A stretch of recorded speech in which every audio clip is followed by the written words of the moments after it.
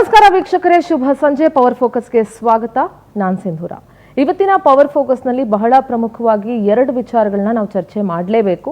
ಒಂದು, ನೀವೆಲ್ಲರೂ ನೋಡ್ತಾ ಇದ್ದೀರಿ, ರಾಜ್ಯದಲ್ಲಿ ಕಬ್ಬು ಬೆಳೆಗಾರರ ಹೋರಾಟ ಆಕ್ರೋಶ ತೀವ್ರಗೊಂಡಿದೆ. ಸರ್ಕಾರಕ್ಕೆ ಸೆಡ್ ಹೊಡೆದು ರೈತರು ಪ್ರತಿಭಟನೆಯನ್ನ ನಡೆಸ್ತಾ ಇದ್ದಾರೆ. ಒಂದು ರೀತಿ ಪ್ರತಿಭಟನೆಗೆ ಹೆದರ್ಕೊಂಡು ಸಕ್ಕರೆ ಇಲಾಖೆ ಉಸ್ತುವಾರಿಯನ್ನು ವಹಿಸಿಕೊಂಡಿರುವಂತಹ ಸಚಿವರು ಶಿವಾನಂದ ಪಾಟೀಲ್ ಅವರು ಮುಖ್ಯಮಂತ್ರಿಗಳ ಒಂದು ಗೈಡೆನ್ಸ್ ಅಂತೆ ರೈತರ ಹತ್ರ ಹೋಗೇ ಇಲ್ಲ ಮಾತುಕತೆಗೆ. ಎಚ್.ಕೆ. ಪಾಟೀಲ್ರನ್ನ ಕಳಿಸಿದ್ರು, ಕಾನೂನು ಸಚಿವರನ್ನ.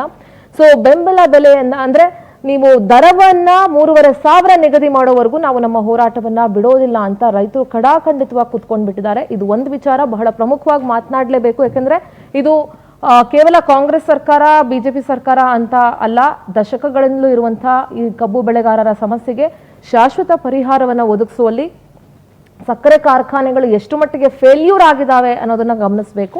ಅದರ ಜೊತೆಗೆ ಈ ನವೆಂಬರ್ ಕ್ರಾಂತಿಯ ಕಿಚ್ಚಿನ ಬಗ್ಗೆ ಡಿ.ಕೆ. ಶಿವಕುಮಾರ್ ಅವರ ಸ್ಟೇಟ್ಮೆಂಟ್, ಯಾವುದೇ ರೀತಿಯಾದ್ರೂ ಕ್ರಾಂತಿ ಆಗೋದಿದ್ರು 2028ಕ್ಕೆ ಅಂತ ಹೇಳಿದಾರಲ್ಲ, ಇದೆಲ್ಲದರ ಬಗ್ಗೆ ಚರ್ಚೆ ಮಾಡ್ತಾ ಹೋಗ್ತೀನಿ ಇವತ್ತಿನ ಪವರ್ ಫೋಕಸ್ ನಲ್ಲಿ.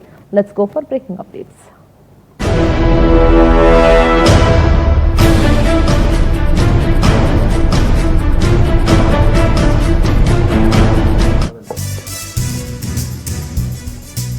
ರಾಜ್ಯದಲ್ಲಿ ತೀವ್ರಗೊಂಡಿದೆ ಕಬ್ಬಿನ ಕದನ. ರಾಜ್ಯ ಸರ್ಕಾರಕ್ಕೆ ಸೆಡ್ ಹೊಡೆದು ಅನ್ನದಾತರು ಪ್ರತಿಭಟನೆಯನ್ನು ನಡೆಸ್ತಾ ಇದ್ದಾರೆ.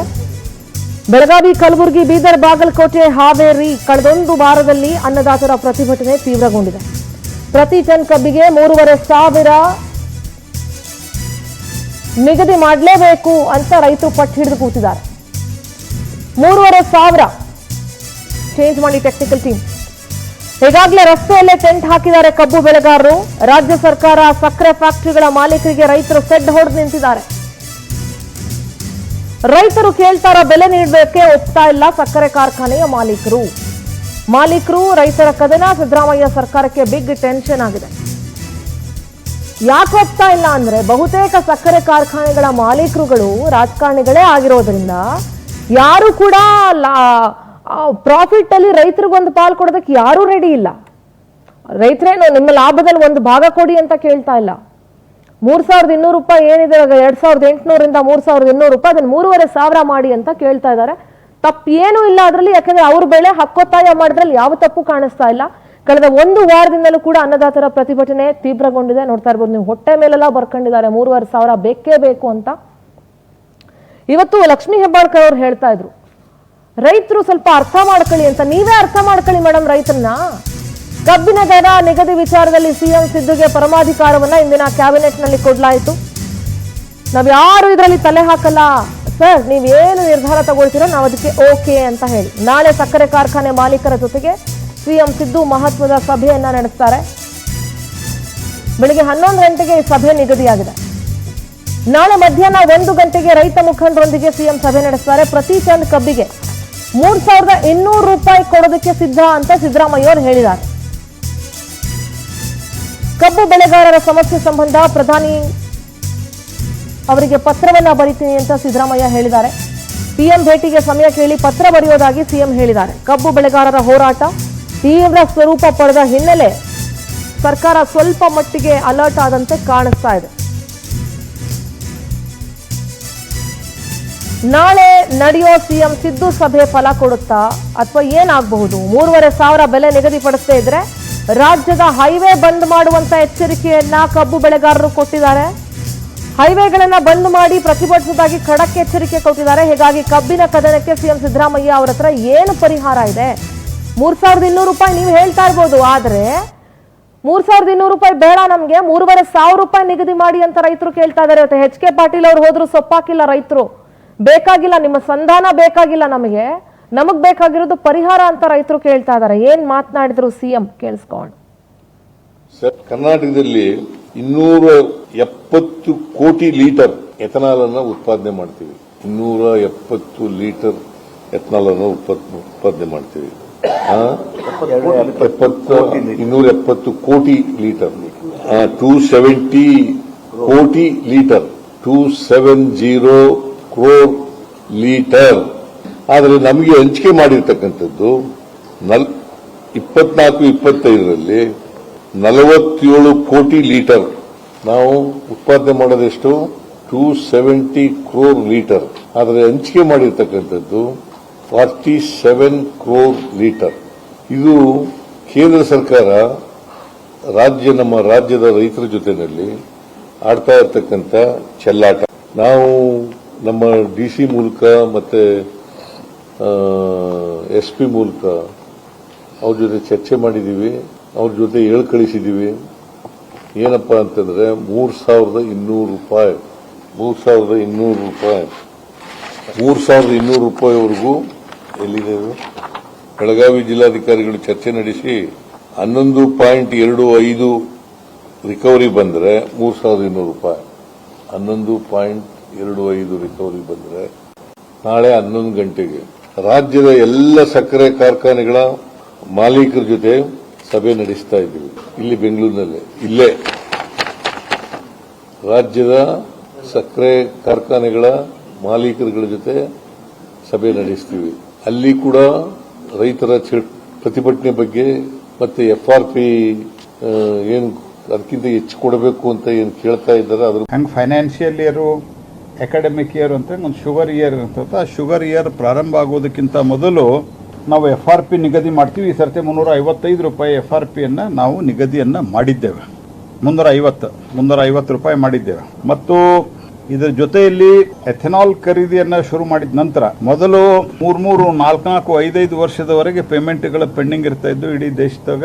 ಈಗ ಕಳೆದ ಶುಗರ್ ವರ್ಷದ್ದು 97.2% ಪೇಮೆಂಟ್ ಆಗಿದೆ. ಹಾಗಾಗಿ ರಾಜ್ಯ ಸರ್ಕಾರ, ನಾನು ಇದರೊಳಗೆ ಆರೋಪ ಪ್ರತ್ಯಾರೋಪ ಇದನ್ನ ನಾನು ಮಾಡ್ಲಿಕ್ಕೆ ಹೋಗುದಲ್ಲ, ಮಿಲ್ಲರ್ಸ್ ಜೊತೆಗೆ ಮಾತುಕತೆಯನ್ನ ಮಾಡಿ, ರೈತರ ಜೊತೆಗೆ ಮಾತುಕತೆಯನ್ನ ಮಾಡಿ ಸೂಕ್ತ ಸಂಧಾನವನ್ನು ಮಾಡಬೇಕು ಹೊರತಾಗಿ ಸುಮ್ಮನೆ ಸ್ಟೇಟ್ಮೆಂಟ್ ಕೊಟ್ಟು ಪರಿಸ್ಥಿತಿಯನ್ನ ಮತ್ತಷ್ಟು ಅವರು ಕೆಡಿಸುವಂತ ಪ್ರಯತ್ನವನ್ನ ಮಾಡಬಾರದು. ರಾಜ್ಯ ಸರ್ಕಾರ ಜವಾಬ್ದಾರಿಯಿಂದ ಹೊರತು ಜಿಲ್ಲೆಯಲ್ಲಿ ರೈತರಿಗೆ 3 ಸಕ್ಕರೆ ಕಾರ್ಖಾನೆಗಳಿದ್ದರೂ ಸಹಿತ ದರ ನಿಗದಿ ಮಾಡುವುದರಲ್ಲಿ ಕಾರ್ಖಾನೆಯವರು ರೈತರಿಗೆ ಮೋಸ ಮಾಡುತ್ತಲೇ ಇದ್ದಾರೆ, ರಿಕವರಿಯನ್ನು ಮೋಸ ಮಾಡುತ್ತಲೇ ಇದ್ದಾರೆ. ನಮಗೆ ದರ ಹಾಗೂ ರಿಕವರಿಯಲ್ಲಿ ವ್ಯತ್ಯಾಸವಾಗುವುದನ್ನು ತಡೆಗಟ್ಟುವ ಸಲುವಾಗಿ ಬೃಹತ್ ಪ್ರತಿಭಟನೆಯನ್ನು ಜಿಲ್ಲಾಧಿಕಾರಿಗಳ ಕಚೇರಿಗಳ ಎದುರುಗಡೆ ಹಮ್ಮಿಕೊಳ್ಳಲಾಗಿದೆ. ತಾವುಗಳೆಲ್ಲರೂ ಕಬ್ಬು ಬೆಳೆಗಾರರು, ರೈತ ಬಾಂಧವರು, ವಿವಿಧ ಸಂಘಟನೆಗಳ ಪದಾಧಿಕಾರಿಗಳು, ಹೋರಾಟಗಾರರು, ರೈತ ಬಾಂಧವರು, ಅನ್ನದಾತರು ಎಲ್ಲರೂ ಈ ಹೋರಾಟದಲ್ಲಿ ಭಾಗವಹಿಸಿ ನಮ್ಮ ಹಕ್ಕನ್ನು ನಾವು ಪಡೆಯೋಣ. ನಮಗೆ ದರವನ್ನು 3,500 ರೂಪಾಯಿ ದರವನ್ನು ಪಡೆಯೋಣ. ತಾವೆಲ್ಲರೂ ಈ ಹೋರಾಟದಲ್ಲಿ ಪಾಲ್ಗೊಳ್ಳಿ. ಜಿಲ್ಲೆಯಲ್ಲಿ ರೈತರಿಗೆ ಇದ್ರ ಬಗ್ಗೆ ಬಹಳ ಗಂಭೀರವಾಗಿ ಚರ್ಚೆ ಮಾಡಬೇಕು. ಕೇಂದ್ರ ಹಾಗೂ ರಾಜ್ಯ ಸರ್ಕಾರಗಳು ಅವ್ರ ಮೇಲೆ ಇವ್ರ ಮೇಲೆ ಅವರು ಈ ವಿಚಾರದಲ್ಲೂ ಕೂಡ ಇದನ್ನೇ ಮಾಡ್ತಾ ಇರೋದು ನಿಜವಾಗ್ಲೂ ದುರಂತ ಅಂತ ಹೇಳಬೇಕು. ರಾಜ್ಯದ ಕಬ್ಬು ಬೆಳೆಗಾರರ ದುರಂತ ಇದು ಅಂತ ಹೇಳಬೇಕು. ನಮ್ಮ ಜೊತೆಗೆ ವಕ್ತಾರರಿದ್ದಾರೆ, ಮಾತನಾಡೋಣ. ಮೊದಲಿಗೆ ನಾನು ಬಿಜೆಪಿ ವಕ್ತಾರರು ಬೃಂಗೇಶ್ ಅವರನ್ನ ಕಾರ್ಯಕ್ರಮಕ್ಕೆ ಬರ್ಮಾಡ್ಕೊಳ್ತೀನಿ. ಬೃಂಗೇಶ್ ಅವರೇ ನಮಸ್ತೆ, ಕಾರ್ಯಕ್ರಮಕ್ಕೆ ಸ್ವಾಗತ ನಿಮಗೆ. ಜೊತೆಗೆ ಕಾಂಗ್ರೆಸ್ ವಕ್ತಾರರು ರಘು ದೊಡ್ಡೇರಿ ಅವರಿದ್ದಾರೆ. ರಘುಜಿ, ಕಾರ್ಯಕ್ರಮಕ್ಕೆ ಆತ್ಮೀಯ ಸ್ವಾಗತ. ರೈತ ಹೋರಾಟಗಾರರಾದಂತ ಸುನಿಲ್ ಸಾನಿಕೊಪ್ಪ ಅವರಿದ್ದಾರೆ. ನಮಸ್ತೆ ಸುನಿಲ್ ಜಿ. ನಮಸ್ಕಾರ. ಮೊದಲಿಗೆ ನಾನು ರೈತ ಹೋರಾಟಗಾರರ ಹತ್ರ ಮಾತನಾಡ್ಬಿಡ್ತೀನಿ. ಸರಿ, ಕಬ್ಬು ಬೆಳೆಗಾರರ ಸಮಸ್ಯೆ ಇವತ್ತು ನೆನ್ನೆದಲ್ಲ, ದಶಕಗಳಿಂದಲೂ ಈ ಸಮಸ್ಯೆನ ನೀವು ನೋಡ್ತಾನೆ ಬಂದಿದ್ದೀವಿ, ಕೇಳ್ತಾನೆ ಬಂದಿದ್ದೀವಿ. ಯಾವುದೇ ಸರ್ಕಾರಗಳು ಕೂಡ ರೈತರಿಗೆ ಸರಿಯಾದ ಅವರ ಬೇಡಿಕೆಯಂತೆ ದರವನ್ನ ನಿಗದಿ ಮಾಡೋದಕ್ಕೆ ಸಕ್ಕರೆ ಕಾರ್ಖಾನೆಗಳು ಕೂಡ ಒಪ್ಕೊಳ್ಳೋದಿಲ್ಲ, ಸರ್ಕಾರಗಳು ಕೂಡ ಒಪ್ಕೊಳ್ಳೋದಿಲ್ಲ. ಹಾಗಾಗಿ ಪ್ರತಿಭಟನೆಗಳು ಪ್ರತಿ ವರ್ಷ ನಾವು ಈ ದರ ನಿಗದಿಗೆ ಸಂಬಂಧಪಟ್ಟಂತೆ ನೋಡ್ತಾನೆ ಇರ್ತೀವಿ. ಸೊ ಈಗ ಕಳೆದ 1 ವಾರದಿಂದ ರಾಜ್ಯಾದ್ಯಂತ ಕಬ್ಬು ಬೆಳೆಗಾರರ ಹೋರಾಟ ಅಥವಾ ಪ್ರತಿಭಟನೆ ಏನಿದೆ, 3,500 ರೂಪಾಯಿಯನ್ನ ನಿಗದಿ ಮಾಡಬೇಕು ಅಂತ ಹೇಳಿ ಒಂದ್ ಕಡೆ ಸಕ್ಕರೆ ಕಾರ್ಖಾನೆಗಳ ಮಾಲೀಕರು ಒಪ್ತಾ ಇಲ್ಲ. ಮೊದಲನೇ ಕಾರಣ ಇದಕ್ಕೆ ಫಸ್ಟ್ ಅಂಡ್ ಫಾರ್ಮೋಸ್ಟ್ ಏನಂದ್ರೆ ಬಹುತೇಕ ಸಕ್ಕರೆ ಕಾರ್ಖಾನೆಗಳು ರಾಜಕಾರಣಿಗಳದ್ದೇ ಆಗಿರೋದ್ರಿಂದ ಯಾರು ಕೂಡ ಹೆಚ್ಚಿನ ದರವನ್ನ ಕೊಡೋದಕ್ಕೆ ಒಪ್ಕೊಳ್ತಾ ಇಲ್ಲ. ಒಂದು, ಈ ರೈತರು ಮತ್ತು ಸಕ್ಕರೆ ಕಾರ್ಖಾನೆಗಳ ನಡುವೆ ಒಂದು ರಾಜ್ಯ ಸರ್ಕಾರ ಕೇಂದ್ರ ಸರ್ಕಾರದ ಮೇಲೆ ಹೇಳೋದು, ಕೇಂದ್ರ ಸರ್ಕಾರ ರಾಜ್ಯ ಸರ್ಕಾರದ ಮೇಲೆ ಹೇಳೋದು, ಇದರ ನಡುವೆ ಎಲ್ಲೋ ಒಂದ್ ಕಡೆ ರೈತರು ಈ ತಂದೆ ತಾಯಿ ನಡುವೆ ಕೂಸ್ ಬಡವಾಯ್ತು ಅಂತ ಹೇಳ್ತಾರಲ್ಲ, ಆ ರೀತಿ ರೈತರ ಪರಿಸ್ಥಿತಿ ಆಗಿದೆ. ಏನ್ ಹೇಳ್ತೀರಿ? ನಿಜ ಮೇಡಮ್, ಇದು ತಾವು ಹೇಳೋದು 100% ಸತ್ಯತೆ. ಈಗ ರೈತರ ಸಮಸ್ಯೆಯನ್ನ ನಿಜವಾಗಿ ಏನದೆ ಅನ್ನೋದನ್ನ ಅರ್ಥಕೊಂಡಾಗ ಮತ್ತೆ ವಾಸ್ತವವಾಗಿ ಇದನ್ನ ತಾರ್ಕಿಕವಾಗಿ ವ್ಯವಹಾರಿಕವಾಗಿ ಚಿಂತನೆ ಮಾಡಿದಾಗ ಏನು ಇದಕ್ಕೆ ಪರಿಹಾರ ಸಿಗ್ತದೆ. ಈಗ ನೋಡಿ, 2 ಮುಖ್ಯವಾಗಿ ನಾವು ಗಮನಿಸ್ಬೇಕಂತಂದ್ರೆ, ಕಾರ್ಖಾನೆಯ ಮಾಲೀಕರು ಏನದರೆ ಅವರು ರೈತರನ್ನ ತಮ್ಮ ಒಬ್ಬ ಪಾಲುದಾರ ಅಂತೇಳಿ ತಿಳ್ಕೊಳ್ಳುವಂತ ಪ್ರಶ್ನೆ ಬಂದಾಗ ಅದು ಬೇರೆ ಆಗ್ತದೆ, ಅಥವಾ ಒಬ್ಬ ಮಾರಾಟಗಾರ ಅಂತ ತಿಳ್ಕೊಂಡಾಗ ಆ ಪ್ರಶ್ನೆ ಬೇರೆ ಆಗ್ತದೆ. ಈಗ ಮಾರಾಟಗಾರ ಅಂತ ತಿಳ್ಕೊಂಡಾಗ ಸಹಿತ ಒಬ್ಬ ರೈತ ತನ್ನ ಬೆಳೆಯನ್ನ ಬೆಳಿಬೇಕಾದ್ರೆ ಅವನಿಗೆ ವಾರ್ಷಿಕವಾಗಿ ಆಗುವಂತ ಖರ್ಚು ಎಷ್ಟು, ಅವನ ಶ್ರಮ ಎಷ್ಟು, ಇದನ್ನ ಮೂಲತಃ ಗಮನಿಸಿದಾಗ ಅಲ್ಲಿ ಅವನಿಗೆ ಎಷ್ಟು ಲಾಭ ಕೊಡ್ಬೇಕು ಅನ್ನೋದನ್ನ ವಿಚಾರ ಮಾಡಕ್ ಬಂದೇ ಬರ್ತದೆ. ಆ ದೃಷ್ಟಿನೂ ಮಾಡ್ತಾ ಇಲ್ಲ ಹೋಗ್ಲಿ, ಕಾರ್ಖಾನೆಯವರು ತಮ್ಮ ಕಾರ್ಖಾನೆಯಲ್ಲಿ ಬರುವಂತ ಲಾಭ ಎಷ್ಟು, ಪ್ರತಿ ವರ್ಷ ಆಗುವಂತ ಆದಾಯ. ಯಾಕಂತಂದ್ರೆ ಈಗ ಸರ್ಕಾರದವರು, ನಾನು ಮತ್ತೆ ವಿವರವಾಗಿ ಹೇಳ್ತೀನಿ, ಸರ್ಕಾರದವರು ಸಕ್ಕರೆ ಬೆಲೆಯನ್ನು ಆಧಾರವಾಗಿಟ್ಟುಕೊಂಡು ಎಲ್ಲವನ್ನು ಮಾತಾಡ್ತಾ ಇದ್ದಾರೆ. ಕಾರ್ಖಾನೆಯವರು ಅದನ್ನೇ ಮಾಡ್ತಾರೆ. ಆದರೆ ಒಂದು ಸಕ್ಕರೆ ಕಾರ್ಖಾನೆಯಲ್ಲಿ ಕೇವಲ ಸಕ್ಕರೆ ಮಾತ್ರ ಉತ್ಪಾದನೆ ಆಗುವುದಿಲ್ಲ, ಎಲ್ಲರಿಗೂ ಗೊತ್ತಿದ್ದ ವಿಷಯ. ಅದರಲ್ಲಿ ಹಲವಾರು ಬೈ ಪ್ರಾಡಕ್ಟ್ಸ್ ಗಳಿದಾವೆ. ಅದನ್ನ ನಾನು ವಿವರವನ್ನು ಕೊಡಬಹುದು ಈ ಸದ್ಯ. ಆ ಎಲ್ಲ ಬೈ ಪ್ರಾಡಕ್ಟ್ ಗಳಿಗೆ, ಪ್ರತಿಯೊಂದು ಬೈ ಪ್ರಾಡಕ್ಟ್ ಗೆ ಎಷ್ಟು ಲಾಭ ಕಾರ್ಖಾನೆಯವರು ಪಡಿತಾರೆ ಅನ್ನೋದನ್ನು ಎಲ್ಲಿಯೂ ಅವರು ಮಾಹಿತಿ ಕೊಡುವುದಿಲ್ಲ. ಸೊ ಹೀಗಾಗಿ ಇಲ್ಲಿ ರೈತನ ನಿಜವಾದ ಏನದೆ, ನಾನು ಸ್ವತಃ ರೈತ ಇದ್ಕೊಂಡು ನಾನು ಒಂದು ಪ್ರತಿ ವರ್ಷ ಕಬ್ಬು ಕಳಿಸ್ಬೇಕಾದ್ರೆ ಆಗುವಂತ ಪರಿಸ್ಥಿತಿಯನ್ನ ಅನುಭವಿಸಿ ನಾನು ಹೇಳ್ತಾ ಇದ್ದೇನೆ. ವಾಸ್ತವಿಕವಾಗಿ, ವ್ಯವಹಾರಿಕವಾಗಿ, ವೈಜ್ಞಾನಿಕವಾಗಿ ಈ ದರವನ್ನ ನಿಗದಿ ಆಗದೇ ಇರುವ ಕಾರಣಕ್ಕಾಗಿ ಈ ರೀತಿ ಮೋಸ ಆಗ್ತಾ ಇದೆ ಅಂತ ಹೇಳಬಯಸ್ತೀನಿ. ಓಕೆ, ಎಸ್, ಕಾಂಗ್ರೆಸ್ ವಕ್ತಾರ ಹತ್ರ ಬಂದ್ಬಿಡ್ತೇನೆ. ರಘುದಡ್ಡಿ ಅವರೇ, ಕಳೆದ ಒಂದು ವಾರದಿಂದಲೂ ಕೂಡ ಕಬ್ಬು ಬೆಳೆಗಾರರು ಹೋರಾಟವನ್ನು ನಡೆಸ್ತಾ ಇದ್ದಾರೆ. ಶಿವಾನಂದ ಪಾಟೀಲ್ರು ಒಂದ್ಸಲ ಕೂಡ ಅಲ್ಲಿಗೆ ಭೇಟಿಯನ್ನ ಕೊಟ್ಟಿಲ್ಲ. ಇವತ್ತು ಸಿದ್ದರಾಮಯ್ಯ ಅವರು ಹೇಳ್ತಾ ಇದ್ರು, ನಾನೇ ಹೋಗೋದು ಬೇಡ ಅಂತ ಹೇಳಿದ್ದೀನಿ, ಯಾಕೆಂದ್ರೆ ಅವರದ್ದು ಸಕ್ಕರೆ ಕಾರ್ಖಾನೆ ಇದೆ, ಹಾಗಾಗಿ ಅವರಲ್ಲಿ ಹೋಗಿ ಮಾತನಾಡೋದು ಲಕ್ಷ್ಮೀ ಹೆಬ್ಬಾಳ್ಕರ್ ಆಗಿರ್ಲಿ, ಅಥವಾ ಶಿವಾನಂದ ಪಾಟೀಲ್ರಾಗಿರ್ಲಿ, ಅಥವಾ ಸತೀಶ್ ಜಾರಕಿಹೊಳಿ ಅವರಾಗಿರ್ಲಿ, ಅವ್ರು ಯಾರು ಹೋಗಿ ಮಾತನಾಡೋದು ಬೇಡ ನಾನು ಅಂತ ಹೇಳಿದ್ದೀನಿ, ನಾನೇ ಅದನ್ನ ನಿರ್ಧಾರವನ್ನ ಮಾಡ್ತೀನಿ ಅಂತ ಹೇಳ್ತಿದ್ರು. ಶಿವಾನಂದ ಪಾಟೀಲ್ರು ಸಕ್ಕರೆ ಕಾರ್ಖಾನೆಯ ಮಾಲೀಕರಾಗಿರಬಹುದು, ಅಲ್ಲಿ ವ್ಯವಹಾರ ಬೇರೆ ಆಗತ್ತೆ. ಒಬ್ಬ ಜನಪ್ರತಿನಿಧಿಯಾಗಿ, ಅವರೊಬ್ಬ ಇಲಾಖೆಯ ಸಚಿವರಾಗಿ ಕರ್ಟಸಿಗಾದ್ರೂ ಅವರು ಹೋಗಿ ರೈತರ ಹತ್ರ ಕೂತು ಮಾತನಾಡಿ ಅವರ ಸಮಸ್ಯೆಯನ್ನ ಕೇಳುವಂಥದ್ದು, ಅಥವಾ ಅವ್ರ ಜೊತೆ ಒಂದು ಸಂಧಾನದ ಪ್ರಯತ್ನವನ್ನ ಮುಖ್ಯಮಂತ್ರಿಗಳು ಮಾಡೋದು, ಎಚ್ ಕೆ ಪಾಟೀಲ್ರು ಮಾಡಿದ್ದು, that is all secondary. DC SP ಕಳಿಸೋದು ಅದೆಲ್ಲ ಬೇರೆ ವಿಚಾರ. ಇಲಾಖಾ ಉಸ್ತುವಾರಿಯಾಗಿ ಅವರು ಹೋಗಲೇಬೇಕಾಗಿತ್ತು, ಯಾಕೆ ಹೋಗ್ಲಿಲ್ಲ? ನೋಡಿ, ಸಾಮಾನ್ಯವಾಗಿ ಯಾವಾಗ್ಲೂ ಈಗ ನಾವು ಎಣ್ಣೆದಂಗಡಿಗೆ ಹೋಗಿ ಎಣ್ಣೆ ಎಲ್ಲೋಗಿ ನೀರು ಕುಡಿದ್ರು ಎಂಡ ಕುಡಿದ್ರು ಅಂತಾನೆ ಜನಗಳು ಮಾತಾಡೋದು. ಸೊ ಹಾಗಾಗಿ ಶಿವಾನಂದ ಪಾಟೀಲ್ ಅವರು ಇನ್ ಕೇಸ್ ಏನಾದ್ರು ಸಾಮಾನ್ಯ ಬೇಡ, ನಿಮ್ಮ ಸರ್ಕಾರ ಎಕ್ಸೆಪ್ಷನಲ್ ಅಲ್ವಾ, ಎಕ್ಸೆಪ್ಷನಲ್ ಆಗಿ ಸ್ಟ್ಯಾಂಡ್ ತಗೊಳ್ಳಿ. ಒಂದ್ ನಿಮಿಷ ನೋಡಿ, ನಾವು ಯಾವಾಗ್ಲೂ ಜನರ ಭಾವನೆಗಳಿಗೆ ನಾವು ಕೆಲಸ ಮಾಡ್ಬೇಕಾಗ್ತದೆ, ಜನರ ಅಭ್ಯುದಯಕ್ಕೆ ಕೆಲಸ ಮಾಡ್ಬೇಕಾಗ್ತದೆ. ಶಿವಾನಂದ ಪಾಟೀಲ್ರು ಹೋಗದೆ ಇರೋದು ಜನರ ಭಾವನೆಗಳಿಗೆ ಗೋಸ್ಕರನೇ ಅವ್ರು ಹೋಗಿಲ್ವಾ? ಒಂದು ನಿಮಿಷ. ಸೊ ಕಾನೂನು ಸಚಿವರು, ಅವ್ರಿಗೇನೆ ಹಿರಿಯ ಸಚಿವರಾದಂತ ಎಚ್ ಕೆ ಪಾಟೀಲ್ ಅವರು ಹೋಗಿ, ಹಿರಿಯ ಸಚಿವರಿಗೇನೆ ಇಲಾಖೆ ವಹಿಸ್ಕೊಡ್ಬೇಕಾಗಿತ್ತು. ಇಲಾಖೆ ವಹಿಸ್ಕೊಡೋದು ಯಾಕೆ ಅಂತಂದ್ರೆ ಯಾವಾಗ್ಲೂ ವೃತ್ತಿ ಧರ್ಮ ಅಂತ ಇರ್ತದಲ್ಲ, ಅದಕ್ಕೋಸ್ಕರ ಅದಕ್ಕೋಸ್ಕರನೇ ಅವ್ರು ನಾವು ಎಚ್ ಕೆ ಪಾಟೀಲ್ ಅವ್ರನ್ನ ಏನಕ್ಕೆ ಕಳಿಸಿದ್ವು ಅಂತ ಹೇಳಿದ್ರೆ, ಈ ರೈತರ ನಡುವೆ ಮತ್ತೆ ಜನರ ಏನು ಇಂಡಸ್ಟ್ರಿಗಳನ್ನ, ಫ್ಯಾಕ್ಟರಿಗಳ ನಡುವೆ ಈ ಕಂದಕವನ್ನ ಸೃಷ್ಟಿ ಮಾಡಬಾರ್ದು ಅಂತ ದೃಷ್ಟಿಯಿಂದ ವೃತ್ತಿ ಧರ್ಮ ಎಲ್ಲಿ ಹೋಯ್ತು? ಹೌದು, ಅವ್ರೇನಾದ್ರು ಇನ್ ಕೇಸ್ ಹೋಗಿದ್ದಿದೆ, ಇವತ್ತು ಮಾತಾಡ್ತಾ ಇದ್ರು ಇವರು ಒಬ್ರು ಫ್ಯಾಕ್ಟರಿ ಓನರ್ ಆಗಿ ಮಾತಾಡ್ತಾ ಇದ್ದಾರೆ ಅಂತೇಳಿ ಜನರೇ ಪ್ರಶ್ನೆ ಮಾಡ್ತಿದ್ರು, ನಾಳೆ ಕೆಲವು ಮಾಧ್ಯಮಗಳು ಪ್ರಶ್ನೆಯನ್ನ ಮಾಡ್ತಿದ್ರು.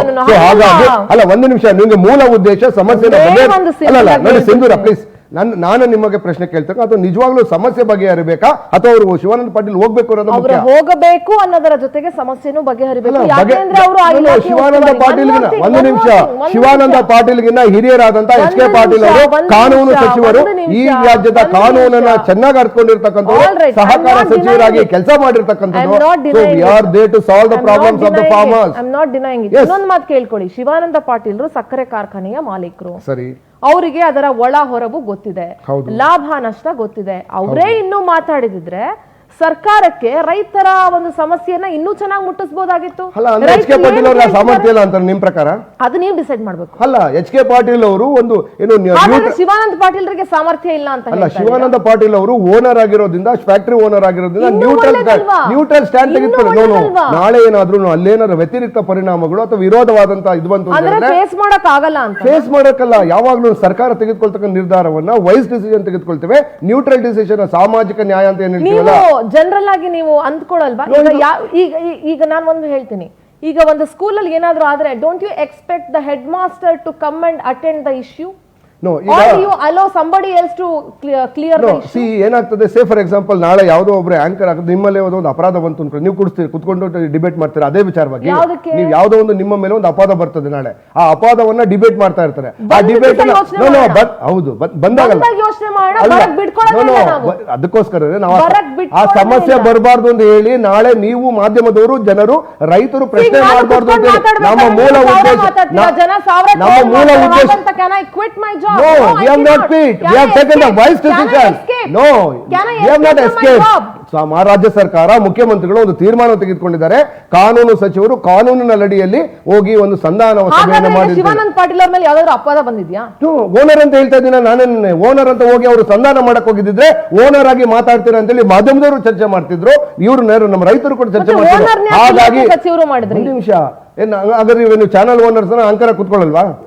ಚಾನಲ್ ಓನರ್ಸ್ ಅಂಕರ ಕುತ್ಕೊಳ್ಳಲ್ವಾ? ಅದಕ್ಕೋಸ್ಕರ ಅಲ್ಲ ಹೋಗಿದ್ದು. ನಿಮ್ಮ ಮೂಲ ಉದ್ದೇಶ ಏನು? ಅಲ್ಲ, ನಿಮ್ಮ ಮೂಲ ಉದ್ದೇಶ ಏನು? ಸಮಸ್ಯೆ ಬಗೆಹರಿಬೇಕಾ? ಶಿವಾನಂದ ಪಾಟೀಲ್ ಹೋಗ್ಬೇಕು? ಶಿವಾನಂದ ಪಾಟೀಲ್ ಯಾಕೆ ಹೋಗ್ಬೇಕು?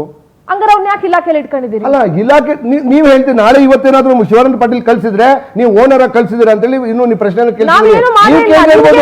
ನೀವು ಕೇಳಿದ್ರೆ ಒಂದ್ ನಿಮಿಷ, ರಾಜ್ಯ ಸರ್ಕಾರ ಜನರ ಒಂದ್ ನಿಮಿಷ ಸಿಂಧೂರ, ರಾಜ್ಯ ಸರ್ಕಾರ ಜನರ ಸಮಸ್ಯೆಗಳನ್ನ ರೈತರ ಸಮಸ್ಯೆಗಳನ್ನ ತೆಗೆದುಕೊಳ್ತಕ್ಕಂತ ನಿರ್ಧಾರವನ್ನ ಸಿದ್ದರಾಮಯ್ಯ ತೆಗೆದುಕೊಂಡಿದ್ದಾರೆ, ಎಚ್ ಕೆ ಪಾಟೀಲ್ ಕಳಿಸಿದ್ದಾರೆ. ಈಗ ನಿಜವಾಗ್ಲೂ ಚರ್ಚೆ ಆಗ್ಬೇಕಾಗಿರೋದು ಮಾನ್ಯ ಒಂದ್ ನಿಮಿಷ, ನನಗೆ ನಿಜವಾಗ್ಲೂ ವಿಚಾರವನ್ನ ಚರ್ಚೆ ಮಾಡೋಣ.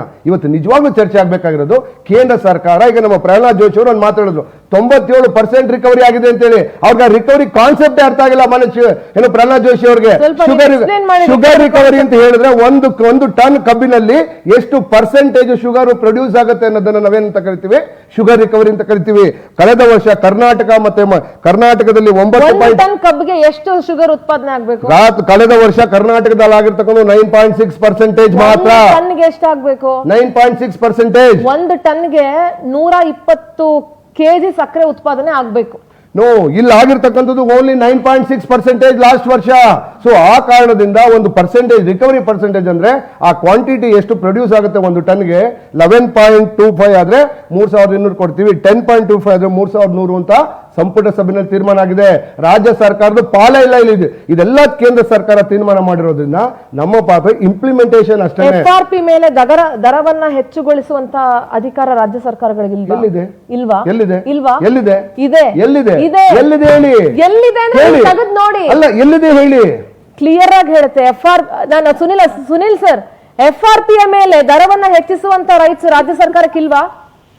ಮೇಡಮ್, ಇದಕ್ಕೆ ರಾಜ್ಯ ಸಲಹಾ ಬೆಲೆ ಅಥವಾ SAP ಅಂತ ಇದೆ ಸರ್ ಮೇಡಮ್. ಈ ಕಾಯ್ದೆ ಪ್ರಕಾರನೇ ಇದೆ. ರಾಜ್ಯ ಸರ್ಕಾರ ಕಬ್ಬು ನಿಯಂತ್ರಣ ಮಂಡಳಿ ಅಂತದೆ. ಅವರು ಪ್ರತಿ ವರ್ಷ ಕಬ್ಬು ನಿಯಂತ್ರಣ ಮಂಡಳಿ ಇವತ್ತು ಸತ್ತೋಗಿದೆ ಅಂತ ನಾನು ಹೇಳ್ತೀನಿ. 100% ನಿಜ ಮೇಡಮ್. ಯಾಕಂದ್ರೆ 2000 ನಿಮಗೆ ನಾನು ದಾಖಲಾತಿ ಸಮೇತ ಹೇಳ್ತೀನಿ. 2017ರಲ್ಲಿ ಕಬ್ಬು ನಿಯಂತ್ರಣ ಮಂಡಳಿ ಸಭೆ ಆಗಿದ್ದು, ಅದರಲ್ಲಿ ಪ್ರತಿ ಟನ್ ಕಬ್ಬಿಗೆ ಸರಾಸರಿ ಕನಿಷ್ಠ 6500, ಅಂದ್ರೆ 2017ರಲ್ಲಿ ಹೇಳ್ತಾ ಇರೋದು ನಾನು, 6500 ರೂಪಾಯಿ ಆದಾಯ ಆಗ್ತದೆ ಅಂತೇಳಿ ಕಬ್ಬು ನಿಯಂತ್ರಣ ಮಂಡಳಿಯವರೇ ವರದಿ ಸಲ್ಲಿಸಿದ್ದಾರೆ. ಸೊ ಅದರಲ್ಲಿ 900 ರೂಪಾಯಿ ಪ್ರತಿ ಟನ್ಗೆ ಖರ್ಚಾಗುತ್ತೆ.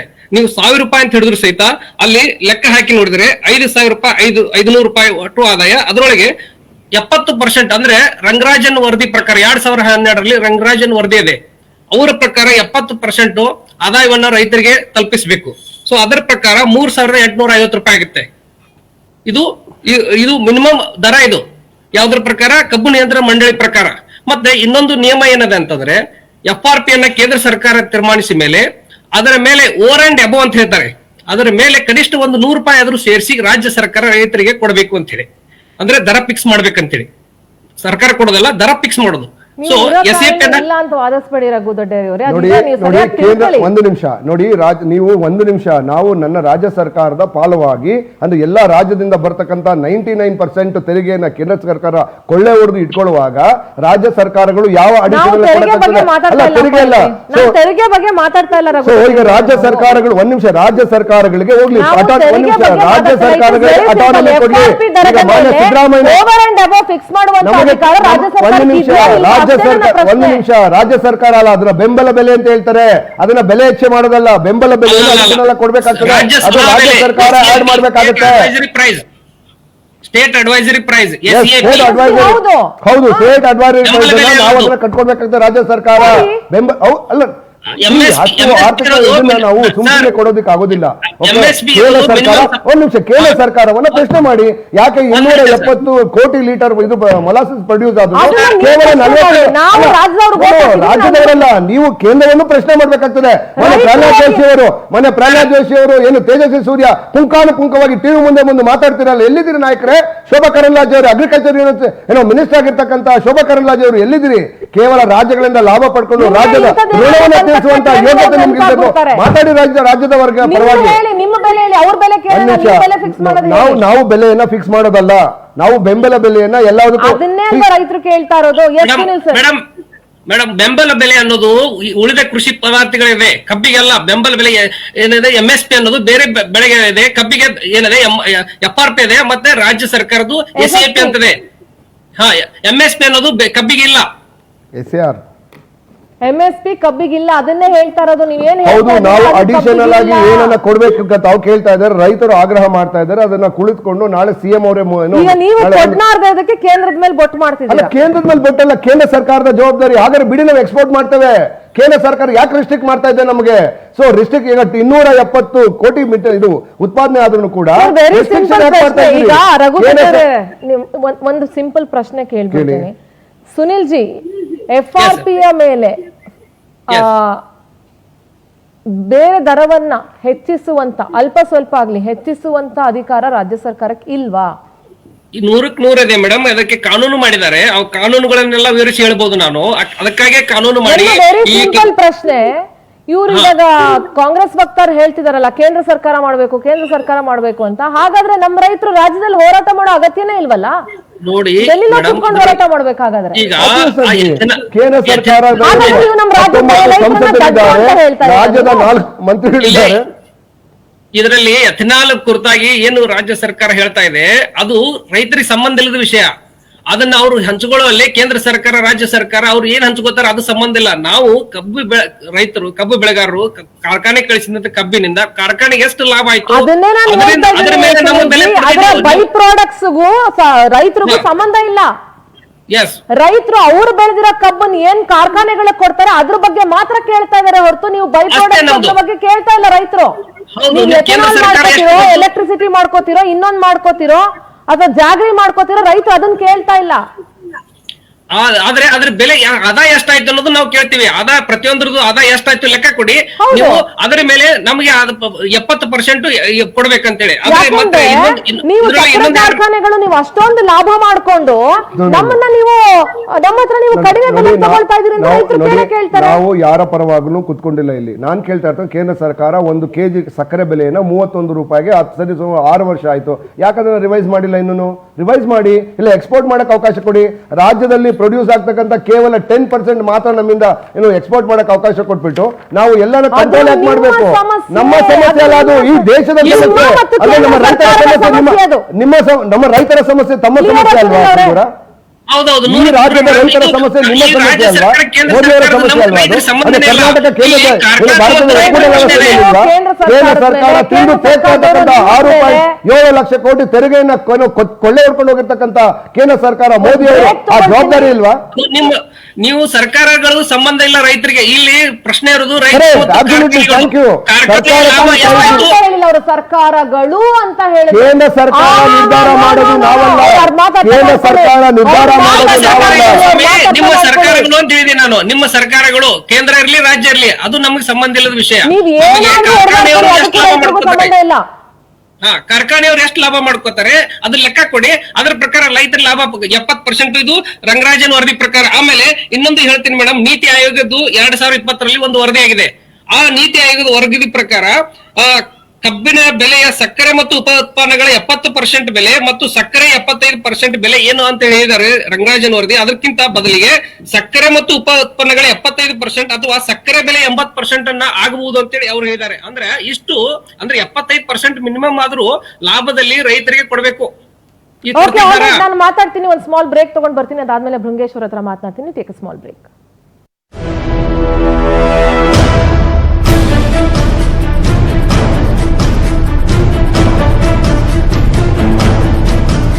ಇಂಡಿಯಾ ಫೈನಾನ್ಸ್ ಅತಿ ಕಡಿಮೆ ಬಡ್ಡಿ ದರದಲ್ಲಿ ನಿಮ್ಮ ಚಿನ್ನವನ್ನ ಗಿರವಿ ಇಟ್ಟುಕೊಡ್ತೇವೆ. ನೀವು ಇರುವ ಸ್ಥಳದಲ್ಲಿ ಚಿನ್ನದ ಸಾಲವನ್ನ ಪಡೆಯಬಹುದು. 1 ಗ್ರಾಂ ಚಿನ್ನಕ್ಕೆ 8,500 ರೂಪಾಯಿವರೆಗೆ 69 ಪೈಸಾ ಬಡ್ಡಿ ದರದಲ್ಲಿ ಸಾಲ ಸೌಲಭ್ಯ. ಮನೆ ಅಂದ್ರೆ ಸುಂದರವಾಗಿರ್ಬೇಕು. ವುಡ್ಡು, ಟೈಲ್ಸು, ಪೇಂಟು ಅದೆಲ್ಲ ಇಲ್ಲಿಂದ ಡಿಸೈನ್ ಮಾಡಿ. ಮನೆ ಅಂದ್ರೆ ಸ್ಟ್ರಾಂಗ್ ಆಗಿರ್ಬೇಕಲ್ವಾ, ಅದಕ್ಕೆ ಸ್ಟೀಲು ಇಲ್ಲಿಂದ ಡಿಸೈನ್ ಮಾಡಿ. Industrial 5D TMT pure strong and super bonding. ನಮಸ್ಕಾರ, ನಾನು ನಿಮ್ಮ ವಿಜಯ ರಾಘವೇಂದ್ರ ಮಾತಾಡ್ತಾ ಇದ್ದೀನಿ. ನಮ್ಮ ಅಶ್ವಸೂರ್ಯ ರಿಯಾಲಿಟೀಸ್ನವರು ಅಶ್ವಸೂರ್ಯ ಲೆಗಸಿ ಅನ್ನೋ ಒಂದು ಹೊಸ ಪ್ರೀಮಿಯಂ ಪ್ರಾಜೆಕ್ಟ್ ನ ಲಾಂಚ್ ಮಾಡ್ತಾ ಇದ್ದಾರೆ. Ashwasurya legacy premium project is right on Nelamangala Doddaballapura highway. ನಮ್ಮ ಅಶ್ವಸೂರ್ಯ ಲೆಗಸಿ ಪ್ರೀಮಿಯಂ ಪ್ರಾಜೆಕ್ಟ್ ಇದೇ ನವೆಂಬರ್ 8ನೇ ತಾರೀಕು ಅಂದ್ರೆ ಶನಿವಾರ ಗ್ರ್ಯಾಂಡ್ ಆಗಿ ಲಾಂಚ್ ಆಗ್ತಾ ಇದೆ.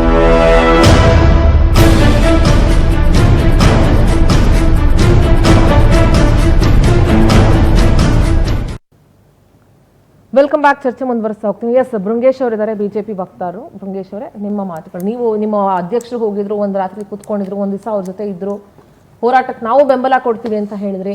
ರೈತರಿಗೆ ಇಲ್ಲಿ ಹೋರಾಟಕ್ಕೆ ಬೆಂಬಲಕ್ಕಿಂತ ಹೆಚ್ಚಾಗಿ ಅವರ ಸಮಸ್ಯೆಗೆ ಪರಿಹಾರ ಬೇಕು. ಅವ್ರಿಗೆ ಯಾರ್ದು ಬೆಂಬಲ ಅಗತ್ಯ ಇಲ್ಲ.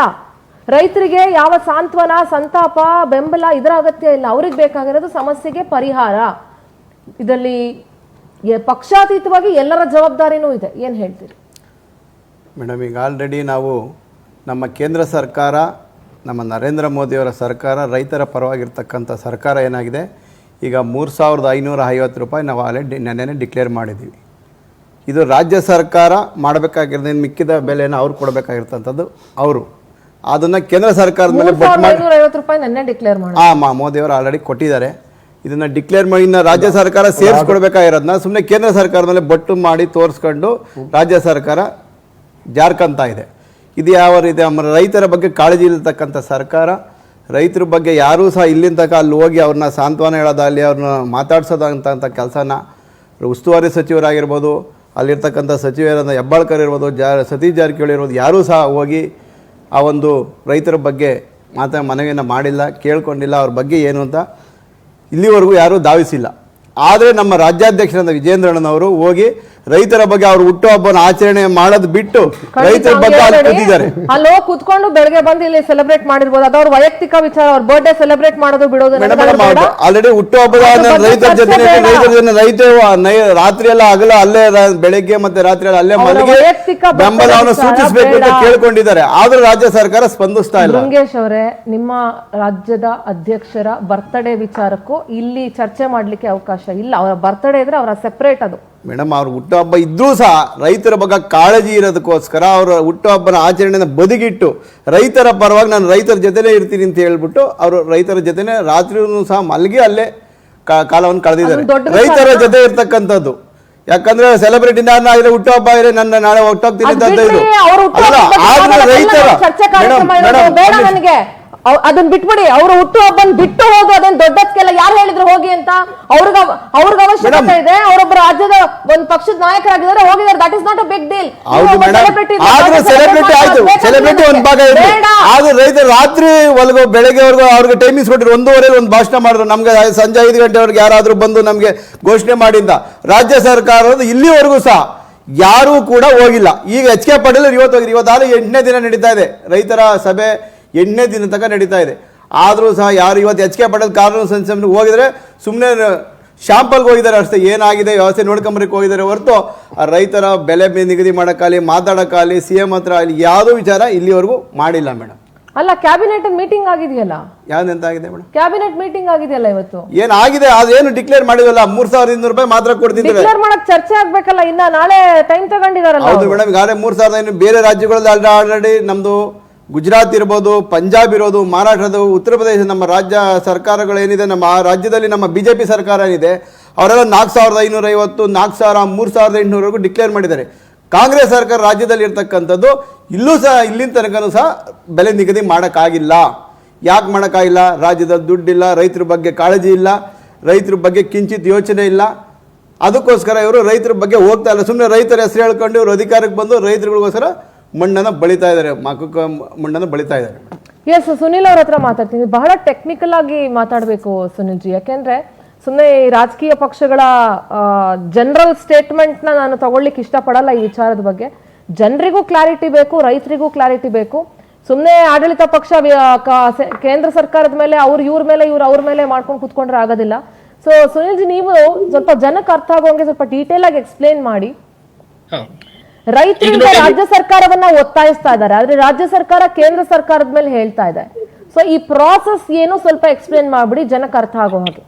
ನೋಡಿ ಮೇಡಮ್, ಇದಕ್ಕೆ ಹಿನ್ನೆಲೆ ಹೇಳ್ತೀನಿ. ಮೊದಲು 2009-10 ಬೇಸಿಕ್ ರಿಕವರಿ 9.5% ಸಕ್ಕರೆ ಪ್ರತಿ ಕ್ವಿಂಟಾಲ್ಗೆ, ಅಂದ್ರೇನು ಪ್ರತಿ ಟನ್ಗಿರ್ಲಿ ಕ್ವಿಂಟಾಲ್ಗೆ 9.5% ಸಕ್ಕರೆ ಇಳುವರಿ ಇದ್ರೆ ಅದ್ರ ಮೇಲಿಂದ ದರ FRP ನಿಗದಿ ಮಾಡ್ತಿದ್ರು. ಅದು 2009ರಿಂದ ಎಲ್ಲಿವರೆಗೆ ಇತ್ತು ಅಂತಂದ್ರೆ 2017-18 ಅದೇ ತರ ಇತ್ತು, 9.5 ರಿಕವರಿ ಇತ್ತು. ಈಗ 2026 ಚೇಂಜ್ ಮಾಡಿದಾರಲ್ವಾ, ನಾ ಹೇಳ್ತಿದ್ದೀನಿ. ಅದೇ 2018ರಿಂದ ಮುಂದೆ 2021 ತನಕ 10% ಮಾಡಿದ್ರು ಅದನ್ನ ಬೇಸಿಕ್ ರಿಕವರಿಯನ್ನ. ಆಮೇಲೆ 2022ರಿಂದ ಈಗ ಇಲ್ಲಿವರೆಗೆ ಈಗ 10.25 ಮಾಡಿದ್ದಾರೆ. ಇದರ ಉದ್ದೇಶ ಏನಂತಂದ್ರೆ, ನಿಮ್ಮ ಬೇಸಿಕ್ ರಿಕವರಿ ಸಕ್ಕರೆ ಇಳುವರಿ ಕಡಿಮೆ ಇದ್ದಾಗ ನಿಮಗೆ ಹೆಚ್ಚಿನ ಹಣ ಸಿಗೋದಿಲ್ಲ. ಅಂದ್ರೆ ಉದಾಹರಣೆಗೆ 3,000 ರೂಪಾಯಿ ದರ ನಿಗದಿ ಮಾಡಿದ್ರೆ ಈಗ 1% ಇದು ಏನು ಮಿನಿಮಮ್ ಬೇಸಿಕ್ ರಿಕವರಿ ಲೆವೆಲ್ ಮಟ್ಟಿರ್ತಾರಲ್ಲ, ಅದಕ್ಕಿಂತ 1% ಕಡಿಮೆ ಆದ್ರೆ ಆಟೋಮೆಟಿಕ್ ಆಗಿ 3,000 ಕೊಡುವಲ್ಲಿ 2,700 ಕೊಡ್ತಾರೆ. ಅಂದ್ರೆ ಅಲ್ಲಿ ಮೋಸ ಇರೋದು. ಸೊ ಇವ್ರು ಬೇಸಿಕ್ ಲೆವೆಲ್ ರಿಕವರಿ ಲೆವೆಲ್ ಏನಿದೆ, ಕೇಂದ್ರ ಸರ್ಕಾರ ಸಹಿತ ಇದನ್ನ ಯಾಕೆ ಹೆಚ್ಚು ಮಾಡ್ಕೋತಾ ಹೋಗ್ತಾ ಇದೆ ಅಂದ್ರೆ, ರೈತರು ಅಷ್ಟೊಂದು ಇಳುವರಿ ಕಬ್ಬನ್ನ ಕೊಡದೆ ಹೋಗ್ಬೇಕು, ಅವರಿಗೆ ಕಡಿಮೆ ದರಾನೇ ಸಿಗ್ಬೇಕು. ಬೆಳಿಬೇಕು ಅಂತಂದ್ರೆ ಆ ರೈತರಿಗೂ ಕಷ್ಟ ಇದೆ ಅಲ್ವಾ, ಏನ್ ಅಷ್ಟು ಸುಲಭ ಏನಲ್ಲ. ನಿಜವಾಗಿ ಮೇಡಮ್, ಯಾಕಂತಂದ್ರೆ ನೋಡಿ, ಈ ವರ್ಷ ಮಳೆ ಹೆಚ್ಚಾಯ್ತು, ಒಂದು ವರ್ಷ ಮಳೆ ಕಡಿಮೆ ಇರ್ತದೆ, ಬೇಸಿಗೆ ಬಿಸಿಲು, ಆಮೇಲೆ ಅದು ನೀರು ಸಾಲೋದಿಲ್ಲ. ಕಬ್ಬು ಹೆಚ್ಚು ನೀರು ಬಯಸುವಂತ ಬೆಳೆ. ಸೊ ಹೀಗಾಗಿ ರೈತರು ಎಲ್ಲ ಪ್ರಕೃತಿಯೊಂದಿಗೆ ಹೋರಾಡಿ ಕಬ್ಬನ್ನ ಬೆಳಿಬೇಕು. ಸೊ ಹೀಗಾಗಿ ಇಲ್ಲಿ ಏನಾಗ್ತದೆ ಅಂತಂದ್ರೆ, ಆ ಬೇಸಿಕ್ ರಿಕವರಿ ಮತ್ತೆ ಇದ್ರೊಳಗೆ ಇನ್ನೊಂದು ಮೋಸ ಅಂತಂದ್ರೆ, ಕಾರ್ಖಾನೆಯವರು ನಿಜವಾಗಿ ರೈತನ ಕಬ್ಬಿಗೆ ಎಷ್ಟು ಸಕ್ಕರೆ ಉತ್ಪಾದನೆ ಆಯ್ತಂತ ವೈಜ್ಞಾನಿಕವಾಗಿ ಅಲ್ಲೂ ಕಂಡು ಹಿಡಿಯುವಂತದ್ದು ಅಥವಾ ರೈತರಿಗೆ ತೋರಿಸುವಂತದ್ದು ಏನು ಆಧಾರ ಇಲ್ಲ. ಒಟ್ಟಾರೆ ಟ್ರಾನ್ಸ್ಪರೆನ್ಸಿನೇ ಇಲ್ಲ, ಕಬ್ಬನ್ನ ತಗೊಳ್ಳೋದಂತೆ ರೈತರಿಂದ ನೋ ಟ್ರಾನ್ಸ್ಪರೆನ್ಸಿ. 100% ಮೇಡಮ್. ಈ ಕಬ್ಬನ್ನ ಸುಲಿತಾರೋ ಅಥವಾ ರೈತರ ಚರ್ಮ ಸುಲಿತಾರೋ ನಾನು ಹೇಳಕ್ ಸಾಧ್ಯ ಇಲ್ಲ. ಆದ್ರೆ ನಿಜಕ್ಕೂ, ಯಾಕಂದ್ರೆ ಈ ಮಾತು ನಾನು ರೈತನಾಗಿ ಹೇಳ್ತಾ ಇದ್ದೀನಿ. ಇಲ್ಲಿ ಏನಾಗ್ತದೆ ಅಂತಂದ್ರೆ, ಈ ಬೇಸಿಕ್ ರಿಕವರಿ ಲೆವೆಲ್ ಅನ್ನ ಕೇಂದ್ರ ಸರ್ಕಾರ ಯಾಕೆ ಹೆಚ್ಚು ಮಾಡಿತು ಅನ್ನೋದು ನನಗೆ ಅರ್ಥ ಆಗ್ತಾ ಇಲ್ಲ. ಹೆಚ್ಚು ಮಾಡ್ಕೊತ ಹೋಗ್ತಾ ಇದೆ, ಇದು ಒಂದು. ಆಮೇಲೆ ಎರಡನೇದು, ಇದ್ರ ಮೇಲೆ 2017-18 ಏನ್ ಹೇಳಿದೆ ನಾನು, ಅದ್ರ ನಂತರ SAP ಯನ್ನ ರಾಜ್ಯ ಸರ್ಕಾರ ನಿಗದಿ ಮಾಡದೆ ಯಾಕೆ ಅಡಿಷನಲ್ ಆಗಿ ಇಷ್ಟು ಕೊಡಿ ಅಂತೇಳಿ ಯಾಕೆ ರಾಜ್ಯ ಸರ್ಕಾರ ಹೇಳ್ತಾ ಇಲ್ಲ? ಇವೆಲ್ಲ ಪ್ರಶ್ನೆಗಳು ನನ್ನ ಮುಂದೆ ಇದಾವೆ. ಮತ್ತೆ ಈಗ ನೋಡಿ, ರೈತರ ಪ್ರಕಾರ ನಾನು ಹಂಗೆ ಒಂದು ಲೆಕ್ಕ ಕೊಡ್ತೀನಿ ತಮಗೆ. ಪ್ರತಿ ಟನ್ ಕಬ್ಬಿಗೆ, ಅಂದ್ರೆ ನಾನು ಹಳೆ ಲೆಕ್ಕನ ಕೊಡ್ತಾ ಇದ್ದೀನಿ, ಅದ್ರ ಪ್ರಕಾರ ಸಹಿತ ಒಟ್ಟು 7,817ರಿಂದ 8,745ವರೆಗೆ ಲಾಭಾಂಶ ಆಗ್ತದೆ ಪ್ರತಿ ಮೆಟ್ರಿಕ್ ಟನ್ ಕಬ್ಬಿಗೆ. ಅದೇ ತರ ಅಂದಾಜು ಒಟ್ಟು ಕಾರ್ಖಾನೆ ವೆಚ್ಚ 900. ಇದು ಕಾರ್ಖಾನೆಯವರು ಒಪ್ಕೊಳ್ಳೋ ಮಾತು, ಇದು ಹಳೆ ದರ, ಮತ್ತೆ ಅದನ್ನು ಹೇಳ್ತಾ ಇದ್ದೀನಿ. ಮತ್ತೆ ಇದ್ರ ಪ್ರಕಾರ ನಿವ್ವಳ ಆದಾಯ ಪ್ರತಿ ಕಾರ್ಖಾನೆಗೆ ರೈತರ ಪ್ರಕಾರ 6,917ರಿಂದ 7,845 ಆದಾಯ ಆಗ್ತದೆ. ನೀವು ಹೇಳ್ತಾ ಇರೋದು? ಹೌದೌದೌದು. ಆಮೇಲೆ ಅದ್ರ ಪ್ರಕಾರ 120 ಕ್ವಿಂಟಾಲ್ ಒಂದು ಟನ್ಗೆ ಒಂದು ಕಾರ್ಖಾನೆಗೆ ಎಷ್ಟು ಲಾಭ ಆಗುತ್ತೆ ಅಂತ ಜನರಲ್ ಆಗಿ ಹೇಳ್ತಾ ಇದಾರೆ ಅವರು. ಒಂದು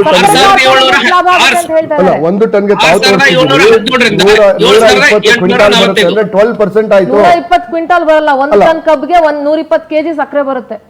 1 ಟನ್ಗ 120 ಅಲ್ಲ, 120, 100 ಅರೌಂಡ್ 9.6 ಅರೌಂಡ್ 9.5 to 10 ಕ್ವಿಂಟಾಲ್ ಬರುತ್ತೆ. ಅಂದ್ರೆ 10 to 10.25 ಬರುತ್ತೆ. So it varies from area to area. ಈಗ ಬಾಗಲಕೋಟೆ ಕ್ವಿಂಟಾಲ್ ಅಂದ್ರೆ 100 kg, ಟನ್ ಅಂದ್ರೆ 1000 kg. ಹೌದು. ಅದ್ರ ಪ್ರಕಾರ ಈಗ ಅದು ಏನದೆ 10% ಅಂತಂದ್ರೆ 100 kgಗೆ 10 kg ಸಕ್ಕರೆ ಆಗ್ಬೇಕು, ಅಥವಾ 1000 kgಗೆ 100 kg ಸಕ್ಕರೆ ಆಗ್ಬೇಕು ಅನ್ನೋದು ಅರ್ಥ. ಕರೆಕ್ಟ್. ಅದ್ರ ಪ್ರಕಾರ ಈಗ ರೈತರ ಪ್ರಕಾರ ಈಗ 1 ಟನ್ಗೆ 6,917ರಿಂದ 7,845 ರೂಪಾಯಿ ಆದಾಯ ಆಗ್ತದೆ. ಅದರೊಳಗೆ 70% ರೈತರಿಗೆ ಕೊಟ್ರೆ 4,702 ರೂಪಾಯಿಂದ 5,491 ಕೊಡ್ಬೇಕು ಅನ್ನೋದು ರೈತರ ಪ್ರಕಾರ ಲೆಕ್ಕದೆ. ಆಮೇಲೆ ಕಾರ್ಖಾನೆಯವ್ರ ಪ್ರಕಾರ ನಾ ಬರ್ತೀನಿ. ಅವ್ರ ಪ್ರಕಾರ ಪ್ರತಿ ಮೆಟ್ರಿಕ್ ಟನ್ಗೆ 5,147ರಿಂದ 5,651 ಲಾಭಾಂಶ. ಇದು ಏನ್ ಮಾಡ್ತಾರೆ ಅಂತಂದ್ರೆ, ಇಲ್ಲಿ ಸಕ್ಕರೆದೊಂದೇ ಆಧಾರ ಇಟ್ಕೋತಾರ ಅವರು. ಆಮೇಲೆ ಪ್ರತಿ ಮೆಟ್ರಿಕ್ ಟನ್ ಕಬ್ಬಿಗೆ ಅಂದಾಜು ಕಾರ್ಖಾನೆ ವೆಚ್ಚ 900, ಅವರು ಅದನ್ನೇ ಒಪ್ಕೋತಾರೆ. ಪ್ರತಿ ಮೆಟ್ರಿಕ್ ಟನ್ ಕಬ್ಬಿಗೆ ನಿವ್ವಳ 4,747ರಿಂದ 4,751ವರೆಗೆ ಲಾಭಾಂಶ ಆಗ್ತದೆ. ಅದರ ಪ್ರಕಾರ 70% ರೈತರಿಗೆ ಲಾಭಾಂಶ ಕೊಟ್ಟರೆ 2,972ರಿಂದ 3,325 ಕೊಡ್ಬೇಕನ್ನೋದು ಇದು ಹಳೆ ಲೆಕ್ಕನ ಹೇಳ್ತಾ ಇರೋದು. ಮತ್ತೆ 2017-18ರಲ್ಲಿ ಏನು ಕಬ್ಬು ನಿಯಂತ್ರಣ ಮಂಡಳಿ ಬಟ್ ಸಭೆಯಲ್ಲಿ ಇವಾಗ 2025-26 ಚೇಂಜ್ ಮಾಡಿದಾರಲ್ವಾ ಸುನಿಲ್ ಅವರೇ? ಅದೇ ನಾನು ಹೇಳ್ತಾ ಇರೋದು. ಆದ್ರಿಂದ ಮುಂದೆ ಇವರು ಯಾವಾಗ್ಲೂ ಈ ತರ ಯಾವುದೇ ನಿರ್ಧಾರ ಮಾಡಿಲ್ಲ, ಯಾವ್ದು ಲೆಕ್ಕನ ಕೊಟ್ಟಿಲ್ಲ.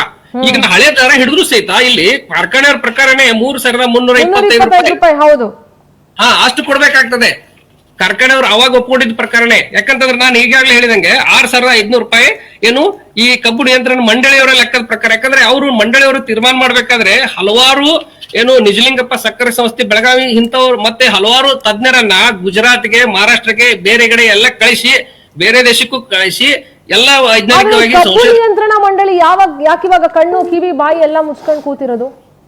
ಅದು ಎಲ್ಲರಿಗೂ ಗೊತ್ತಿರುವಂತ ವಿಷಯ. ಯಾಕಂದ್ರೆ ಕಾರ್ಖಾನೆ ಅಂದ್ರೆ ಸರ್ಕಾರ, ಸರ್ಕಾರ ಅಂದ್ರೆ ಕಾರ್ಖಾನೆ. ಅದಕ್ಕೆ ಆ ನಿಯಂತ್ರಣ ಮಂಡಳಿ ಅನ್ನೋದು ಏನಿದೆ ಹಲ್ಲಿಲ್ಲದ ಹಾವು ಮಾಡಿದ್ದಾರೆ. ಇನ್ನೊಂದು ನಾ ಇದ್ರಾಗ ಸೇರಿಸಬಹುದು ಮೇಡಮ್. ನಿಜವಾಗಿ ನೋಡಿ, ನಿಮಗೆ ರೈತರ ಬಗ್ಗೆ ನಿಜವಾಗಿ ಕಾಳಜಿ ಇರುವಂತ ಸರ್ಕಾರಗಳಾಗಿದ್ರೆ ಈಗ ಒಬ್ಬ ಗ್ರಾಹಕರಿಗಾಗಿ ಗ್ರಾಹಕ ನ್ಯಾಯಾಲಯ ಇದೆ, ಕಂದಾಯ ಇಲಾಖೆಗೆ ಕಂದಾಯ ನ್ಯಾಯಾಲಯ ಇದೆ, ಆಮೇಲೆ ಮಹಿಳೆಯರಿಗಾಗಿ ಫ್ಯಾಮಿಲಿ ಕೋರ್ಟ್ ಇದಾವೆ, ಆಮೇಲೆ ಕಾರ್ಮಿಕರಿಗಾಗಿ ಕಾರ್ಮಿಕ ನ್ಯಾಯಾಲಯ ಇದೆ. ಆದ್ರೆ ರೈತರಿಗೆ ಅನ್ಯಾಯವಾದರೆ ರೈತರಿಗಾಗಿ ಪ್ರತ್ಯೇಕ ನ್ಯಾಯಾಲಯ ಇಲ್ಲ ಈ ದೇಶದಲ್ಲಿ. ಇದು ನಿಜವಾಗಿ ದುರಂತ. True true true. ಯಾಕೆ ಮಾಡ್ತಾ ಇಲ್ಲ? ಒಂದು ರೈತರಿಗಾಗಿ ಒಂದು ನ್ಯಾಯಾಲಯ ಯಾಕೆ ಮಾಡ್ರಿ? ನಮಗೆ ನೋಡಿ, ಪ್ರತಿ ಹಂತದಲ್ಲಿ ನಮಗೆ ಮೋಸ ಆಗ್ತದೆ. ಕಬ್ಬು ಕಟಾವು ಮಾಡ್ಬೇಕಾದ್ರೆ ಗ್ಯಾಂಗ್ಮನ್ಗಳು ನಮ್ಮನ್ನು ಸುಲಿತಾರೆ. ಆಮೇಲೆ ಗ್ಯಾಂಗ್ಮನ್ಗಳು ಏನ್ ಮಾಡ್ತಾರೆ, ಸ್ಟಾರ್ಟಿಂಗ್ ಕಬ್ಬು ಆರಂಭದ ದಿನಗಳಲ್ಲಿ 200-300 ರೂಪಾಯಿ ಸ್ಟಾರ್ಟ್ ಮಾಡ್ತಾರೆ. ಸೀಸನ್ ಮುಗಿಯೋವರೆಗೆ ಅಂದ್ರೆ ಲಾಸ್ಟ್ ರೈತ ಏನ್ ಕಳಿಸ್ತಾನೆ ಅವನಿಗೆ 1,000 ರೂಪಾಯಿವರೆಗೆ ವಸೂಲಿ ಮಾಡ್ತಾರೆ. ಆಮೇಲೆ ಡ್ರೈವರ್ ಎಂಟ್ರಿ ಅಂತ ಬೇರೆ, ಅಂದ್ರೆ ಅದು ಸುಮ್ಮನೆ ಕೊಡೋದು, 1,000 ರೂಪಾಯಿ ಕೇಳ್ತಾರೆ. ಸೊ ಇಲ್ಲಿ ಏನದೆ 3,000 ರೂಪಾಯಿ ಕೊಟ್ಟರು ಇವ್ರು 1,000 ರೂಪಾಯಿ ಕಬ್ಬು ಕಳ್ಸಕ್ಕೆ ಹೋಗ್ಬಿಡ್ತಿದೆ. ಇದು ಅಷ್ಟೇ ಅಲ್ಲ, ಮತ್ತೆ ಫ್ಯಾಕ್ಟರಿ ಅವರು ಆಕ್ಚುಲಿ ಇದು ನೋಡಿ, ಕೇಂದ್ರ ಸರ್ಕಾರ ಈಗೇನು 3,550 ರೂಪಾಯಿ. ಈಗ ಕಾಂಗ್ರೆಸ್ ಪಕ್ಷದ ವಕ್ತಾರರಿಗೆ ನಿಮ್ಮ ಪ್ರಶ್ನೆಗಳೇನು? ನಾನು ಯಾವ ಪಕ್ಷಗಾರಿಗೂ ಯಾವ ಸರ್ಕಾರಕ್ಕೂ ನಾನು ಇಬ್ರು ಸರ್ಕಾರದ್ದು ನಾನು ರಿಕ್ವೆಸ್ಟ್ ಮಾಡೋದೇನೆಂದ್ರೆ, ಮೊದಲು ನೀವು ರೈತರಿಗಾಗಿ ಈಗ ಗೌರವಾನ್ವಿತ ಮುಖ್ಯಮಂತ್ರಿಗಳು ಈಗಾಗಲೇ ನಾವು ಮಾತಾಡಿದ್ದು ನಾ ಕೇಳ್ಕೊಂಡಿದ್ದೀನಿ. ಅವರು ಈ ಕಟಾವು ಮತ್ತೆ ಸಾಗಾಣಿಕೆ ಕುರಿತಾಗಿ ಒಂದು ಸಮಿತಿಯನ್ನು ಮಾಡ್ತೇನೆ ಅಂತೇನೋ ಹೇಳಿದ್ದಾರೆ. ಆದ್ರೆ ಸಮಿತಿ ಮಾಡಿದ್ರೆ ಅಷ್ಟಕ್ಕೆ ಸಾಲೋದಿಲ್ಲ. ಆ ಸಮಿತಿಯವರು ಎಲ್ಲಿರ್ತಾರೆ, ಯಾವಾಗ ಬರ್ತಾರೆ, ರೈತರ ಸಮಸ್ಯೆಯನ್ನು ಯಾವಾಗ ಆಲಿಸ್ತಾರೆ ನಮಗೆ ಗೊತ್ತಿಲ್ಲ. ಯಾಕಂತಂದ್ರೆ ಇಲ್ಲಿ ನಿಜವಾಗಿ ರೈತನಿಗೆ ಕಬ್ಬು ಕಳಿಸ್ಬೇಕಾದ್ರೆ ಆಗುವಂತ ಶೋಷಣೆಯನ್ನ, ಅನ್ಯಾಯವನ್ನು ತಪ್ಪಿಸ್ಬೇಕಂತಂದ್ರೆ ಅಲ್ಲಿ ಒಂದು ಸಹಾಯವಾಣಿ ಬೇಕಾಗ್ತದೆ, ಹೆಲ್ಪ್ ಲೈನ್ ಅನ್ನೋದು ಮಾಡಿ. ಆದ್ರಿಂದ ಏನೇ ರೈತಿಗೆ ಅವನು ಗ್ಯಾಂಗ್ಮನ್ ಆಗಿ ಕಟಾವು ಮಾಡೋರು ಗ್ಯಾಂಗ್ಗಳ ಅಥವಾ ಲಾರಿ ಅವನು ತೊಂದರೆ ಕೊಡ್ತಾ ಇದ್ರೆ, ಅವಾಗ ಶೋಷಣೆ ಮಾಡ್ತಾ ಇದ್ದಂದ್ರೆ ಇಮಿಡಿಯೇಟ್ಲಿ ಅವರು ಹೆಲ್ಪ್ ಲೈನ್ಗೆ ಫೋನ್ ಹಚ್ಚಿ ಅವರಿಂದ ಕ್ರಮ ತಗೊಳ್ಳುವಂತ ಆಗ್ಬೇಕು. ಯಾಕಂತಂದ್ರೆ ಇಲ್ಲಿ ಏನ್ ಹೇಳ್ತಾ ಇದ್ದೀನಿ ಮುಖ್ಯವಾಗಿ ಅಂದ್ರೆ, ಕಾರ್ಖಾನೆಯವರು ಈ ಗ್ಯಾಂಗ್ಮನ್ಗಳಿಗೆ ಕಬ್ಬು ಏನು ಕಡಿಯೋ ಗ್ಯಾಂಗ್ ಇರ್ತದೆ ಅವರಿಗೆ ಕಾರ್ಖಾನೆಯವರೇ ದುಡ್ಡು ಕೊಡ್ತಾರೆ. ಅದಕ್ಕಾಗಿ ಇಲ್ಲಿ ಏನಿದೆ, ಈಗ FRP ಅಂತ ಮಾಡಿದ್ದಾರೆ, ಇದ್ರೊಳಗೆ ಹಾರ್ವೆಸ್ಟಿಂಗ್ ಅಂಡ್ ಏನು ಟ್ರಾನ್ಸ್ಪೋರ್ಟಿಂಗ್ ಚಾರ್ಜಸ್ ಇನ್ಕ್ಲೂಡಿಂಗ್ ಅಂತ ಹೇಳಿದ್ದಾರೆ. ಅದು ನಿಜ. ಅಂದ್ರೆ ಅದು 3,550 ರೂಪಾಯಿಗೆ ಅವ್ರು ಅಷ್ಟು ಕೊಡೋದಿಲ್ಲ FRP ಅನ್ನ. ಅಂದ್ರೆ ಅದ್ರೊಳಗೆ ಇದನ್ನ ತಾವೇ ಅದನ್ನ ಇಟ್ಕೋತಾರೆ ಕಾರ್ಖಾನೆಯವರು, ಹಾರ್ವೆಸ್ಟಿಂಗ್ ಟ್ರಾನ್ಸ್ಪೋರ್ಟಿಂಗ್ ಅದನ್ನ ಅವ್ರು ಕೊಡ್ತಾರೆ. ಆದ್ರೆ ಅವ್ರು ಕೊಟ್ಟ ಮೇಲೆ ಮತ್ತೆ ರೈತರಿಗೆ ಯಾಕೆ ಕೇಳ್ಬೇಕು? ಅವರು ಈ ಗ್ಯಾಂಗ್ಮನ್ಗಳು ಲಾರಿ ಮಾರಕರು ಯಾಕೆ ನಮ್ಮನ್ನ ಕೇಳ್ತಾರೆ ರೈತರನ್ನ ಮತ್ತೆ ದುಡ್ಡು? ಯಾಕೆ ಕಾರ್ಖಾನೆಯವ್ರು ಕೊಟ್ಟಿರ್ತಾರಲ್ಲ, ಅಗ್ರಿಮೆಂಟ್ ಆಗಿರ್ತದೆ ಅವ್ರಿಗೆ, ಮತ್ತೆ ನಮ್ ಕಡೆನೂ ದುಡ್ಡು ಕೇಳ್ತಾರೆ. ಓಕೆ, ಒನ್ಸ್ ಅಗೇನ್ ಎಸ್ ರಘುದಡ್ಡೇರಿ ಅವರೇ ನೋಡಿ, ಫೈನಲ್ ಆಗಿ ಏನೀಗ ರಾಜ್ಯ ಸರ್ಕಾರದ ಜವಾಬ್ದಾರಿಯಿಂದ ನಾವು ಆಲ್ರೆಡಿ ಮಾಡಿದ್ದೇವೆ. ಏನು ಹಿರಿಯರಾದಂಥ HK ಪಾಟೀಲ್ ಅವರನ್ನ ಕರೆಸಿ ಏನೋ ಹೋಗಿದ್ವಿ, ಅದು ಸಂಧಾನ ವಿಫಲ ಆಗಿದ್ರೆ ಮಾನ್ಯ ಮುಖ್ಯಮಂತ್ರಿಗಳು ನಾಳೆ 1 ಗಂಟೆಗೆ ಎಲ್ಲ ಶುಗರ್ ಫ್ಯಾಕ್ಟರಿ ಓನರ್ಗಳನ್ನ ಮೀಟಿಂಗ್ ಕರೆದಿದ್ದಾರೆ. ಅದರಲ್ಲಿ ಒಂದು ಸಂಧಾನ ಸಭೆಯನ್ನ ಇಬ್ಬರಿಗೂ ಅಮಿಕಬಲ್ ಆಗಿ ಆಗ್ತಕ್ಕಂಥ ಒಂದು ನಿರ್ಧಾರ ತೆಗೆದುಕೊಂಡಿದ್ದಾರೆ. ಮತ್ತು ಇವತ್ತು ಒಂದು ಮಾನ್ಯ ಮುಖ್ಯಮಂತ್ರಿಗಳು ಒಂದು ರೇಟನ್ನ ರಿಲೀಸ್ ಮಾಡಿದ್ದಾರೆ. ಏನಾದ್ರು ಶುಗರ್ ರಿಕವರಿ 10.25 ಆದರೆ 3,550 ಕೊಡ್ತೀವಿ, ಅದಕ್ಕಿಂತ ಕಮ್ಮಿ ಆದರೆ ಎವ್ರಿ 0.1% 3,550. 10.25 ರಿಕವರಿ ಆದರೆ ಈಗ ಜಸ್ಟ್ 1 hour ಮೊದಲು ರಿಲೀಸ್ ಮಾಡಿದ್ದಾರೆ. 10.25 ಆದರೆ 3,550 ರೂಪಾಯಿ ಪ್ರತಿ ಟನ್ ಕೊಡ್ತೀವಿ ಅಂತ ಹೇಳಿದ್ದಾರೆ. ಇದನ್ನ ಆಲ್ರೆಡಿ ಮಾನ್ಯ ಮುಖ್ಯಮಂತ್ರಿಗಳು ರಿಲೀಸ್ ಮಾಡಿದ್ದಾರೆ. ಹೌದು, 3,550 ರಿಕವರಿ ರೇಟ್ 10 ಪಾಯಿಂಟ್ ನೀಡಬೇಕಾದ FRP ಇದು ಆಲ್ರೆಡಿ ಹೇಳಿದ್ದಾರೆ. ರಿಕವರಿ ರೇಟ್ ಮೇಲೆ 10.25% ಬಂದ್ರೆ 3,550 ನಾವು ಪ್ರತಿ ಟನ್ಗೆ ಇದಾಗಿದೆ ಅಂತ ಹೇಳಿ FRP ನಿಗದಿ ಆಗಿದೆ ಅಂತ ಹೇಳಿ ಈಗ ತಾನೇ ಜಸ್ಟ್ ಒಂದು ಅರ್ಧ ಗಂಟೆಗೆ ಮೊದಲು ಮಾನ್ಯ ಮುಖ್ಯಮಂತ್ರಿಗಳು ರಿಲೀಸ್ ಮಾಡಿದ್ದಾರೆ. ಇದರ ರಾಜ್ಯ ಸರ್ಕಾರ ಒಂದ್ ನಿಮಿಷ ಬ್ರದರ್ ಪ್ಲೀಸ್, ರಾಜ್ಯ ಸರ್ಕಾರ ಅವ್ರು ಹೇಳಿ, ಒಂದ್ ನಿಮಿಷ ಅವ್ರು ಮಾತಾಡಿದ್ರೆ ನಾನು ಕುಳಿತುಕೊಂಡಿದ್ದೇನೆ. ಸೊ ಹಾಗಾಗಿ ರಾಜ್ಯ ಸರ್ಕಾರ ರೈತರಿಗೆ ಒಂದು ಸಣ್ಣ ಅನ್ಯಾಯ ಆಗೋದಕ್ಕೂ ನಾವು ಬಿಡೋದಿಲ್ಲ. ಇನ್ನು ಮೀನ್ ಟೈಮ್ ನಮ್ಮ ಬಿಜೆಪಿ ಮಿತ್ರ ಒಂದು ಪ್ರಶ್ನೆ ಕೇಳ್ತಾ ಇದ್ರು, ಯಾರೇ ಹೋಗಿಲ್ಲ ಅಂತ ಹೇಳಿ. ಸ್ವಾಮಿ, ನಾನು ನಿಮ್ಗೊಂದು ವಿಚಾರವನ್ನ ಜ್ಞಾಪಿಸಕ್ಕೆ ಇಷ್ಟಪಡ್ತೀನಿ. ದೆಹಲಿಯ ಬಾರ್ಡರ್ ನಲ್ಲಿ 1 ವರ್ಷ 4 ತಿಂಗಳು ರೈತರು ಒಂದು ಬಾರ್ಡರ್ ನಲ್ಲಿ ಪ್ರೊಟೆಸ್ಟ್ ಮಾಡಿದಾಗ ನಿಮ್ಮ ಪ್ರಧಾನಮಂತ್ರಿಗಳು ಏನ್ ಮಾಡಿದ್ರು? ಗುಂಡು ಹೊಡೆದವ್ರನ್ನ ಸಾಯಿಸೋದ್ರ ಜ್ಞಾಪಕ ಇದೆಯಾ? ಕೇವಲ ಏನು ರೈತ ವಿರೋಧಿ ಕಾಯ್ದೆಗಳ ವಿರುದ್ಧ ಪ್ರೊಟೆಸ್ಟ್ ಮಾಡಿದ್ದಕ್ಕೆ ಎಷ್ಟು 700 ರೈತರನ್ನ ಕೊಲೆ ಮಾಡಿದಂತ ಕೊಲೆಗಡಕ ಸರ್ಕಾರ ನಿಮ್ದು. ಯಾವ ನೈತಿಕತೆಯಿಂದ ಮಾತಾಡ್ತೀರಿ ತಾವು? ಕೇವಲ ರಾಜಕೀಯ ಲಾಲಸೆಯಿಂದ ಮಾತಾಡೋದನ್ನ ದಯವಿಟ್ಟು ನಿಲ್ಲಿಸಿ.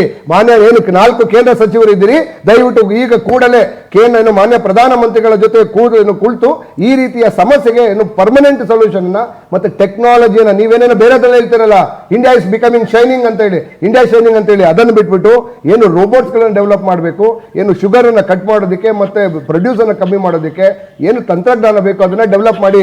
ರಾಜ್ಯ ಸರ್ಕಾರ ಆಲ್ರೆಡಿ ಟೆಕ್ನಾಲಜಿಯನ್ನ ಡೆವಲಪ್ ಮಾಡ್ತಾ ಇದೆ. ಏನು ಶುಗರ್ ಕಟ್ ಮಾಡೋದಕ್ಕೆ, ಶುಗರ್ ಕೇನ್ ಅನ್ನು ಕಟ್ ಮಾಡೋದಕ್ಕೆ ಏನು ರೋಬೋಟ್ಸ್ ಅವಶ್ಯಕತೆ ಇದೆ, ಮತ್ತೆ ಮಷಿನರಿ ಇದೆ, ಆಲ್ರೆಡಿ ರೆಡಿ ಮಾಡ್ತಾ ಇದ್ದೇವೆ ನಾವು. ಸುನಿಲ್ ಈಗ ರಘುದಡ್ಡೇರಿ ಅವ್ರು ಹೇಳ್ದಂಗೆ 10.25% ಏನಾದ್ರು ರಿಕವರಿ ಪರ್ಸೆಂಟೇಜ್ ಇದ್ರೆ 3,550 ರೂಪಾಯಿ ಕೊಡ್ತೀವಿ ಅಂತ ಈಗೇನೋ ಘೋಷಣೆ ಮಾಡಿದಾರೆ ಅಂತ ಏನೋ. ಇಲ್ಲ, ನಾನು ಸಿದ್ದರಾಮಯ್ಯ ಅವರು ಮಾತಾಡೋದನ್ನ ಕೇಳ್ಕೊಂಡು ನೋಟ್ ಮಾಡ್ಕೊಂಡಿದ್ದೀನಿ. ಅವ್ರು ಹೇಳಿದ್ದು ಹೇಳ್ತೀನಿ. 11.25 ರಿಕವರಿ ಇದ್ರೆ 3,700 ರೂಪಾಯಿ ಕೊಡೋದು. 3,200. ಆಮೇಲೆ ಇನ್ನೊಂದು ಹೇಳಿದ್ದಾರೆ, ಅದನ್ನು ನಾವು ನೋಟ್ ಮಾಡಿದ್ದೀನಿ. 10.25 ಅಂದ್ರೆ 1 ಪಾಯಿಂಟ್ ಕಡಿಮೆ ಇಳುವರಿ ಇದ್ರೆ ಅಲ್ಲಿ 2,880 ರೂಪಾಯಿ ಕೊಡ್ತೀವಿ ಅಂತ ಹೇಳಿದ್ದಾರೆ. ಅದನ್ನೇ ನಾನು ನೋಡ್ತಾ ಇದ್ದೀನಿ. ಅದು ಯಾವಾಗ 3,550 ಮಾನ್ಯ ಮುಖ್ಯಮಂತ್ರಿಗಳೇ ರಿಲೀಸ್ ಮಾಡಿರ್ತಕ್ಕಂಥದ್ದು 2025-26 ಸಾಲಿನಲ್ಲಿ ಕಟಾವು ಮಾಡುವ ಕಬ್ಬಿಗೆ ನೀಡಬೇಕಾದ FRP ಕಳಿಸಿ ನೋಡೋಣ ಅದೇನು ಅಂತ ನೋಡ್ತೀನಿ, ಕಳಿಸ್ತೀನಿ ನೋಡಿ ನಿಮ್ಗೆ. ಈಗ ಅವ್ರು ಮಾತಾಡಿದ್ನ ಅದನ್ನ ನೋಟ್ ಮಾಡ್ಕೊಂಡಿದ್ದೀನಿ ಮೇಡಮ್. ಅಲ್ಲ, ನಾನು ನೋಡ್ದೆ ಅವ್ರು ಮಾತಾಡಿದ್ದನ್ನು ಕೇಳಿಸ್ಕೊಂಡೆ ನಾನು. ಸೊ ಅಂದ್ರೆ ನೀವು 10.25 ಇಳುವರಿ ಇದ್ರೆ 2,880 ಮತ್ತೆ ಇನ್ನೂ 9.5% ಇಳುವರಿ ಇದ್ರೆ ಮುಗಿದೋಯ್ತು. ಅದು ಇನ್ನೂ ಕಡಿಮೆ ಆಗ್ತದೆ. ಈಗ ರೈತರು ಕೇಳ್ತಾ ಇರೋದು ಇಳುವರಿ ಹೆಚ್ಚು ಅಂತಲ್ಲ, ನಾರ್ಮಲ್ ಇಳುವರಿಗೂ 3,500 ನಿಗದಿ ಮಾಡಿ ಅಂತ ಕೇಳ್ತಾ ಇದಾರಲ್ವಾ? ಅದನ್ನ ಮಾಡೋದಕ್ಕೆ ಪ್ರದೇಶದಲ್ಲಿ ಅಲ್ಲಿನ ಭೌಗೋಳಿಕ ಪ್ರದೇಶಗಳಿಗೆ ಮತ್ತೆ ಮಣ್ಣಿನ ಫಲವತ್ತತೆಯ ಆಧಾರದ ಮೇಲೆ ಅಲ್ಲಿ ಏನು ರಿಕವರಿ ರೇಟು ಡಿಫರೆಂಟ್ ಆಗ್ತದೆ. ಬಾಗಲಕೋಟೆ ಮತ್ತೆ ಈ ಭಾಗದಲ್ಲಿ ಬಾಗಲಕೋಟೆ, ಬೆಳಗಾವಿ, ಬಿಜಾಪುರದಲ್ಲಿ ಒಂದೊಂದು ಜಿಲ್ಲೆಗೂ ಒಂದೊಂದು ಪ್ರದೇಶಕ್ಕೂ ಡಿಫರೆಂಟ್ ಆಗ್ತದೆ. ಈಗ ಹಳೆ ಮೈಸೂರು ಭಾಗದಲ್ಲಿ ರೇಟ್ ಡಿಫರೆಂಟ್ ಇದೆ. ಸೊ ಹಾಗಾಗಿ ಒಂದೇ ಒಂದು ಇದನ್ನ ನಾವು ಎಲ್ಲಾ ಜಾಗಕ್ಕೂ ಮಾಡೋದಿಲ್ಲ. ಸೊ ನಾವು ಪ್ರಶ್ನೆ ಕೇಳ್ತಿರ್ತಕ್ಕಂಥದ್ದು, ಇದು ಕೇಂದ್ರ ಸರ್ಕಾರದ ಮಟ್ಟದಲ್ಲಿ ತೀರ್ಮಾನ ಆಗ್ಬೇಕಾಗಿರೋದ್ರಿಂದ ಮಾನ್ಯ ಪ್ರಧಾನಮಂತ್ರಿಗಳನ್ನ ಈ 19 ಜನ ಏನು ಸಂಸದರಿದ್ದಾರೆ, ಈ 19 ಸಂಸದರು ರಾಜ್ಯಕ್ಕೆ ನಿಮ್ ಕೊಡುಗೆಗಳೇನು? ಆಯ್ತು, 4 ಸಚಿವರಿದ್ದೀರಿ. ಈ 4 ಸಚಿವರು ಟಾಪಿಕ್ ಮಾತಾಡೋಣ. ಶುಗರ್ ಬಗ್ಗೆನೇ ಮಾತಾಡ್ತಾ ಇರೋದು. ಈಗ ರಾಜ್ಯದ ರೈತರ ಹಾಗಾದ್ರೆ ಇದು ಕೇಂದ್ರ ಸರ್ಕಾರದ ಜವಾಬ್ದಾರಿ ಇರೋದ್ರಿಂದ ರಾಜ್ಯ ಸರ್ಕಾರದ ಜೊತೆ ಕೈ ಜೋಡಿಸಿ. 2 ರಾಷ್ಟ್ರೀಯ ಪಕ್ಷಗಳ ಜವಾಬ್ದಾರಿ ಇದು. 2 ರಾಷ್ಟ್ರೀಯ ಪಕ್ಷಗಳವರು ನಮ್ಮ ರಾಜ್ಯದ ರೈತರ ವೋಟ್ ತಗೊಂಡು ಗೆದ್ಕೊಂಡು ಹೋಗಿದ್ದೀರಿ. ಹೌದು, 19 ಸಂಸದರು ಏನಿದ್ದಾರೆ, 19 ಸಂಸದರು, 4 ಮಂತ್ರಿಗಳಿದ್ದಾರೆ. ಕರ್ನಾಟಕವನ್ನು ರೆಪ್ರೆಸೆಂಟ್ ಮಾಡ್ತಕ್ಕಂತ ಮಂತ್ರಿಗಳು ಸುಮ್ಮನೆ ಕೂತ್ಕೊಂಡು ಕಡ್ಲೆ ಬೀಜ ತಿಂತಾ ಇದ್ದಾರೆ. ದಯವಿಟ್ಟು ಅವ್ರಿಗೆ ಹೇಳಿ, ಯಾರು ಏನು ಕೇವಲ ಎಣಗಳಲ್ಲಿ ರಾಜಕೀಯ ಮಾಡ್ತಕ್ಕಂತ ಶೋಭಾ ಮುಂದೆ ಕೂತ್ಕೊಳ್ತೀರಿ, ಶುರು ಮಾಡ್ತೀರಿ. ರಾಜ್ಯದ ರೈತರಿಗೆ ಆಗ್ತಾ ಇರ್ತಕ್ಕಂಥ ಬಿಜೆಪಿ ಸಂಸದರು ನಿಮ್ಮ MLA ಇಲ್ವಾ, ಮಿನಿಸ್ಟರ್ ಇಲ್ವಾ, ಅದು ನಮ್ಮ ಸಚಿವರು ಇಲ್ವಾ,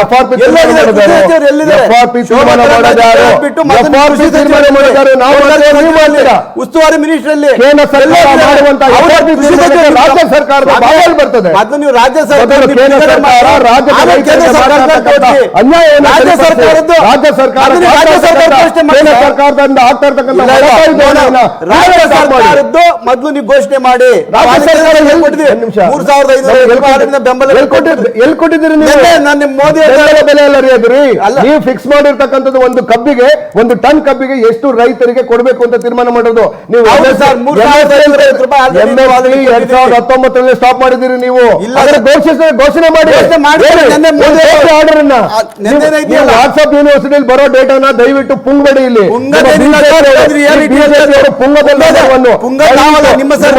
ಯೂನಿವರ್ಸಿಟಿಯಿಂದ ಬರ್ತಕ್ಕಂಥ ಡೇಟಾವನ್ನ ಇಬ್ರು ನಿಲ್ಸಿ.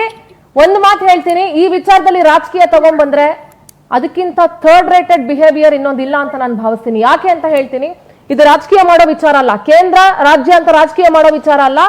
2 ಸರ್ಕಾರಗಳು ಇವತ್ತು ನಡೀತಾ ಇರೋದು ರಾಜ್ಯದ ರೈತರಿಂದ ಅನ್ನೋದನ್ನ ಮರಿಬೇಡಿ, ದೇಶದ ರೈತನಿಂದ ಅನ್ನೋದನ್ನ ಮರಿಬೇಡಿ. ಅವ್ರ ಮೇಲೆ ನೀವು ಮೇಲೆ ಅವರು, ನೀವು ಎಲ್ಲಾದ್ರೂ ರಾಜಕೀಯ ಮಾಡ್ಕೊಳ್ಳಿ. ದೊಡ್ಡ ದೊಡ್ಡ ಪಕ್ಷದ ಆಫೀಸ್ಗಳನ್ನ ಕಟ್ಕೊಂಡಿದ್ದೀರಾ ನೀವು, ಅಲ್ಲಿ ಕುತ್ಕೊಂಡು ರಾಜಕೀಯ ಏನ್ ಬೇಕಾದ್ರೂ ಮಾಡ್ಕೊಳ್ಳಿ. ಇಲ್ಲಿ ರೈತರಿಗೆ ಏನ್ ಮಾಡಕ್ಕಾಗತ್ತೆ? ನೀವು ಅಷ್ಟೇ, ಅವರು ಅಷ್ಟೇ, ಇಬ್ರು ರಾಷ್ಟ್ರೀಯ ಪಕ್ಷಗಳಿದ್ದೀರಿ. ಕೂಡಲೇ ಮಾನ್ಯ ಮುಖ್ಯಮಂತ್ರಿಗಳು ಜವಾಬ್ದಾರಿಯಿಂದ ನಾಳೆ ಅದಕ್ಕೆ ಮೀಟಿಂಗ್ ನಾನು ಒಂದು ಕರೆದಿದ್ದಾರೆ. ಮಾತು ಒಂದ್ ನಿಮಿಷ, 1 ವರ್ಷ 4 ರೈತರು ಬೀದಿನಲ್ಲಿ ಬೀದಿಲಿ ಕೂತ್ಕೊಂಡಿದ್ದಾರೆ.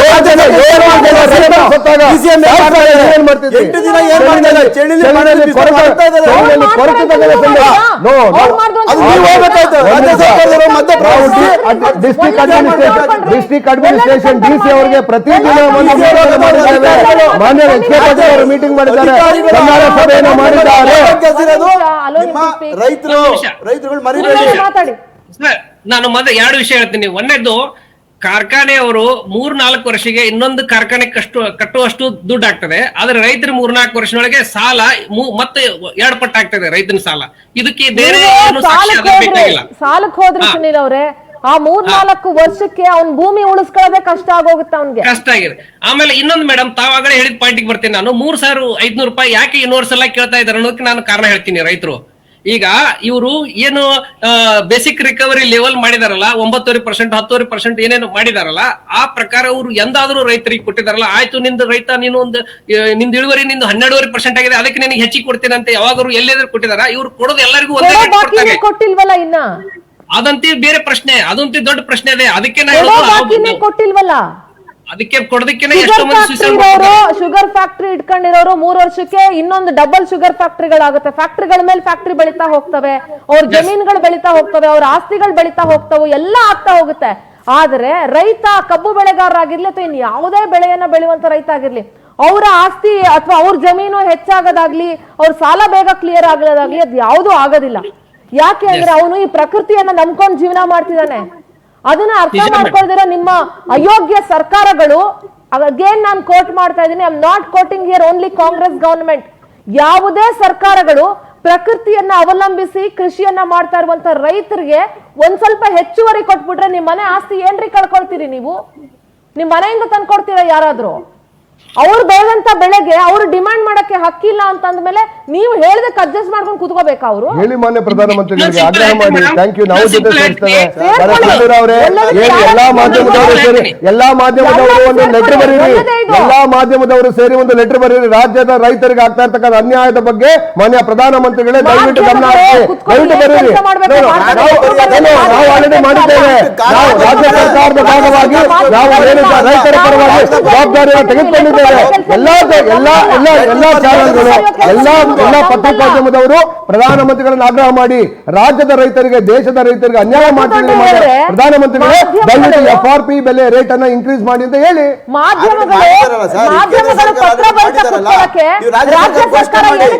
ಒಂದ್ ನಿಮಿಷ, ನಾವು ಆಲ್ರೆಡಿ ಮಾಡಿದ್ದೇವೆ, ಪತ್ರವನ್ನು ಬರ್ದಿದ್ದೇವೆ.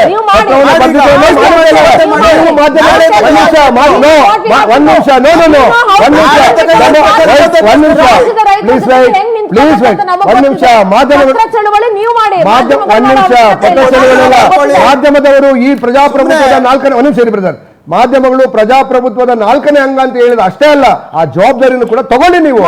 ಜವಾಬ್ದಾರಿ ಮಾಡಿ ನೀವು. ಕಾಂಗ್ರೆಸ್ ಪಕ್ಷದಿಂದ ಅಲ್ಲ, ನೀವು ನಾವು ಆಲ್ರೆಡಿ ಮಾಡಿದ್ದೇವೆ. ರಾಜ್ಯ ಸರ್ಕಾರ ಮಾಡಿದೆ ಆಲ್ರೆಡಿ. ಮಾಧ್ಯಮಗಳು ಈ ದೇಶದ 4ನೇ ಅಂಗವಾಗಿ ಪ್ರಜಾಪ್ರಭುತ್ವ ವ್ಯವಸ್ಥೆಯಲ್ಲಿ ಪ್ರಜಾಪ್ರಭುತ್ವದ ಅಂಗವಾಗಿ ದಯವಿಟ್ಟು ಎಲ್ಲಾ ಮಾಧ್ಯಮಗಳು ಮಾನ್ಯ ಪ್ರಧಾನಮಂತ್ರಿಗಳಿಗೆ ಲೆಟರ್ ಬರೀರಿ ಅಥವಾ ಕೇಳ್ಕೊಳ್ಳಿ. ಮಾನ್ಯ ಪ್ರಧಾನಮಂತ್ರಿ ಸರಿ ಮಾಡಿದ್ರೆ ನಾವು ಆಲ್ರೆಡಿ ಮಾಡಿದ್ದೇವೆ. ರಾಜ್ಯ ಸರ್ಕಾರ ಮಾಡಿದ್ದೇವೆ. ರಾಜ್ಯ ಸರ್ಕಾರದ ಜವಾಬ್ದಾರಿಯನ್ನು ಆಲ್ರೆಡಿ ಮಾಡಿದ್ದೇವೆ. ನಮ್ಮ ರಾಜ್ಯ ಸರ್ಕಾರಗಳ ಜೊತೆ ಕೇಂದ್ರ ಸರ್ಕಾರಕ್ಕೆ ಆಗ್ರಹ ಮಾಡುವಂತ ಮಾಧ್ಯಮಗಳು ಕೈ ಜೋಡಿಸಿ. ಒಂದ್ ಕೆಲಸ ಮಾಡಿ, ರಾಜ್ಯದ ಆಡಳಿತನು ಎಲ್ಲಾ ಮಾಧ್ಯಮಗಳ ಕೈಲೇ ಕೊಟ್ಬಿಡಿ ನೋಡೋಣ.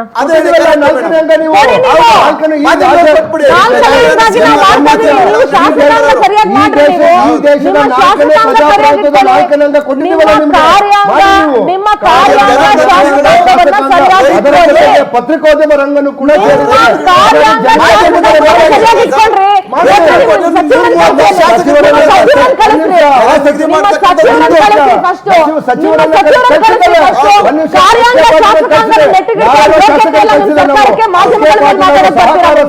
ಹಿರಿಯ ಶಾಸಕರನ್ನ ಕಳಿಸಿದ್ದೇವೆ, ಹಿರಿಯ ಮಂತ್ರಿಗಳನ್ನ ಕಳಿಸಿದ್ದೇವೆ.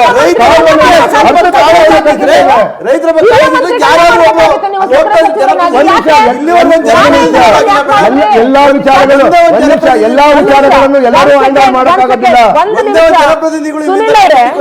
ಹೇಳಿ ನಿಮ್ಮ ಪ್ರಧಾನಮಂತ್ರಿಗಳಿಗೆ.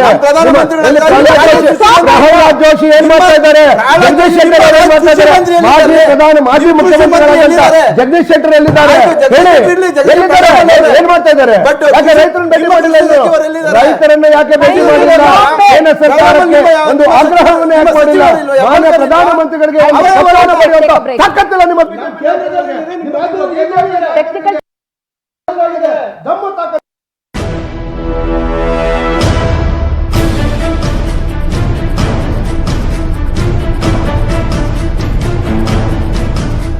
ನಮಸ್ಕಾರ, ನಾನು ನಿಮ್ಮ ವಿಜಯ ರಾಘವೇಂದ್ರ ಮಾತಾಡ್ತಾ ಇದ್ದೀನಿ. ನಮ್ಮ ಅಶ್ವಸೂರ್ಯ ರಿಯಾಲಿಟೀಸ್ನವರು ಅಶ್ವಸೂರ್ಯ ಲೆಗಸಿ ಅನ್ನೋ ಒಂದು ಹೊಸ ಪ್ರೀಮಿಯಂ ಪ್ರಾಜೆಕ್ಟ್ ನ ಲಾಂಚ್ ಮಾಡ್ತಾ ಇದ್ದಾರೆ. Ashwasurya legacy premium project is right on Nelamangala Doddaballapura highway. ನಮ್ಮ ಅಶ್ವಸೂರ್ಯ ಲೆಗಸಿ ಪ್ರೀಮಿಯಂ ಪ್ರಾಜೆಕ್ಟ್ ಇದೇ ನವೆಂಬರ್ 8ನೇ ತಾರೀಕು ಅಂದ್ರೆ ಶನಿವಾರ ಗ್ರ್ಯಾಂಡ್ ಆಗಿ ಲಾಂಚ್ ಆಗ್ತಾ ಇದೆ. ನನ್ ವೈಫ್ ನಮ್ಮನೆಗೂ ಕೂಡ ಇಂಥದ್ದೇ ಅದ್ಭುತ ಶೈನ್ ಬೇಕು ಅಂತಿದ್ದಾಳೆ. ಹೌದಾ? ಇಂಡಿಗೋ ಪ್ರೀಮಿಯಂ ಎಕ್ಸ್ಟಿ ಶೀನ್ ಇಮಲ್ಷನ್ ಹೊರಗಿನ ಗೋಡೆಗಳಿಗೆ ನೀಡುತ್ತದೆ ತಾರೆಗಳಂತಹ ಹೊಳಪು. ಸಪ್ತಗಿರಿ ಪ್ರಮೋಟರ್ಸ್ ಮತ್ತು ಡೆವಲಪರ್ಸ್ ವತಿಯಿಂದ ನೂತನ ಪ್ರಾಜೆಕ್ಟ್ನ ಅನಾವರಣ. ಲಾಂಚಿಂಗ್ ನವೆಂಬರ್ 8 ಮತ್ತು 9. ಸಪ್ತಗಿರಿ ಎನ್ಕ್ಲೇವ್, ತುಮಕೂರು ರಸ್ತೆ, ದಾಬಸ್ಪೇಟೆ ಸಿಟಿ ಹತ್ತಿರ. 300 ಅಡಿ SGR ರಿಂಗ್ ರಸ್ತೆಗೆ ಹೊಂದಿಕೊಂಡಂತೆ BMRDA ಅಪ್ರೂವ್. ಏಕಾತ. ಹೆಚ್ಚಿನ ವಿವರಗಳಿಗಾಗಿ ಮತ್ತು ಬುಕಿಂಗ್ ಆಗಿ ಕರೆ ಮಾಡಿ 7026118899.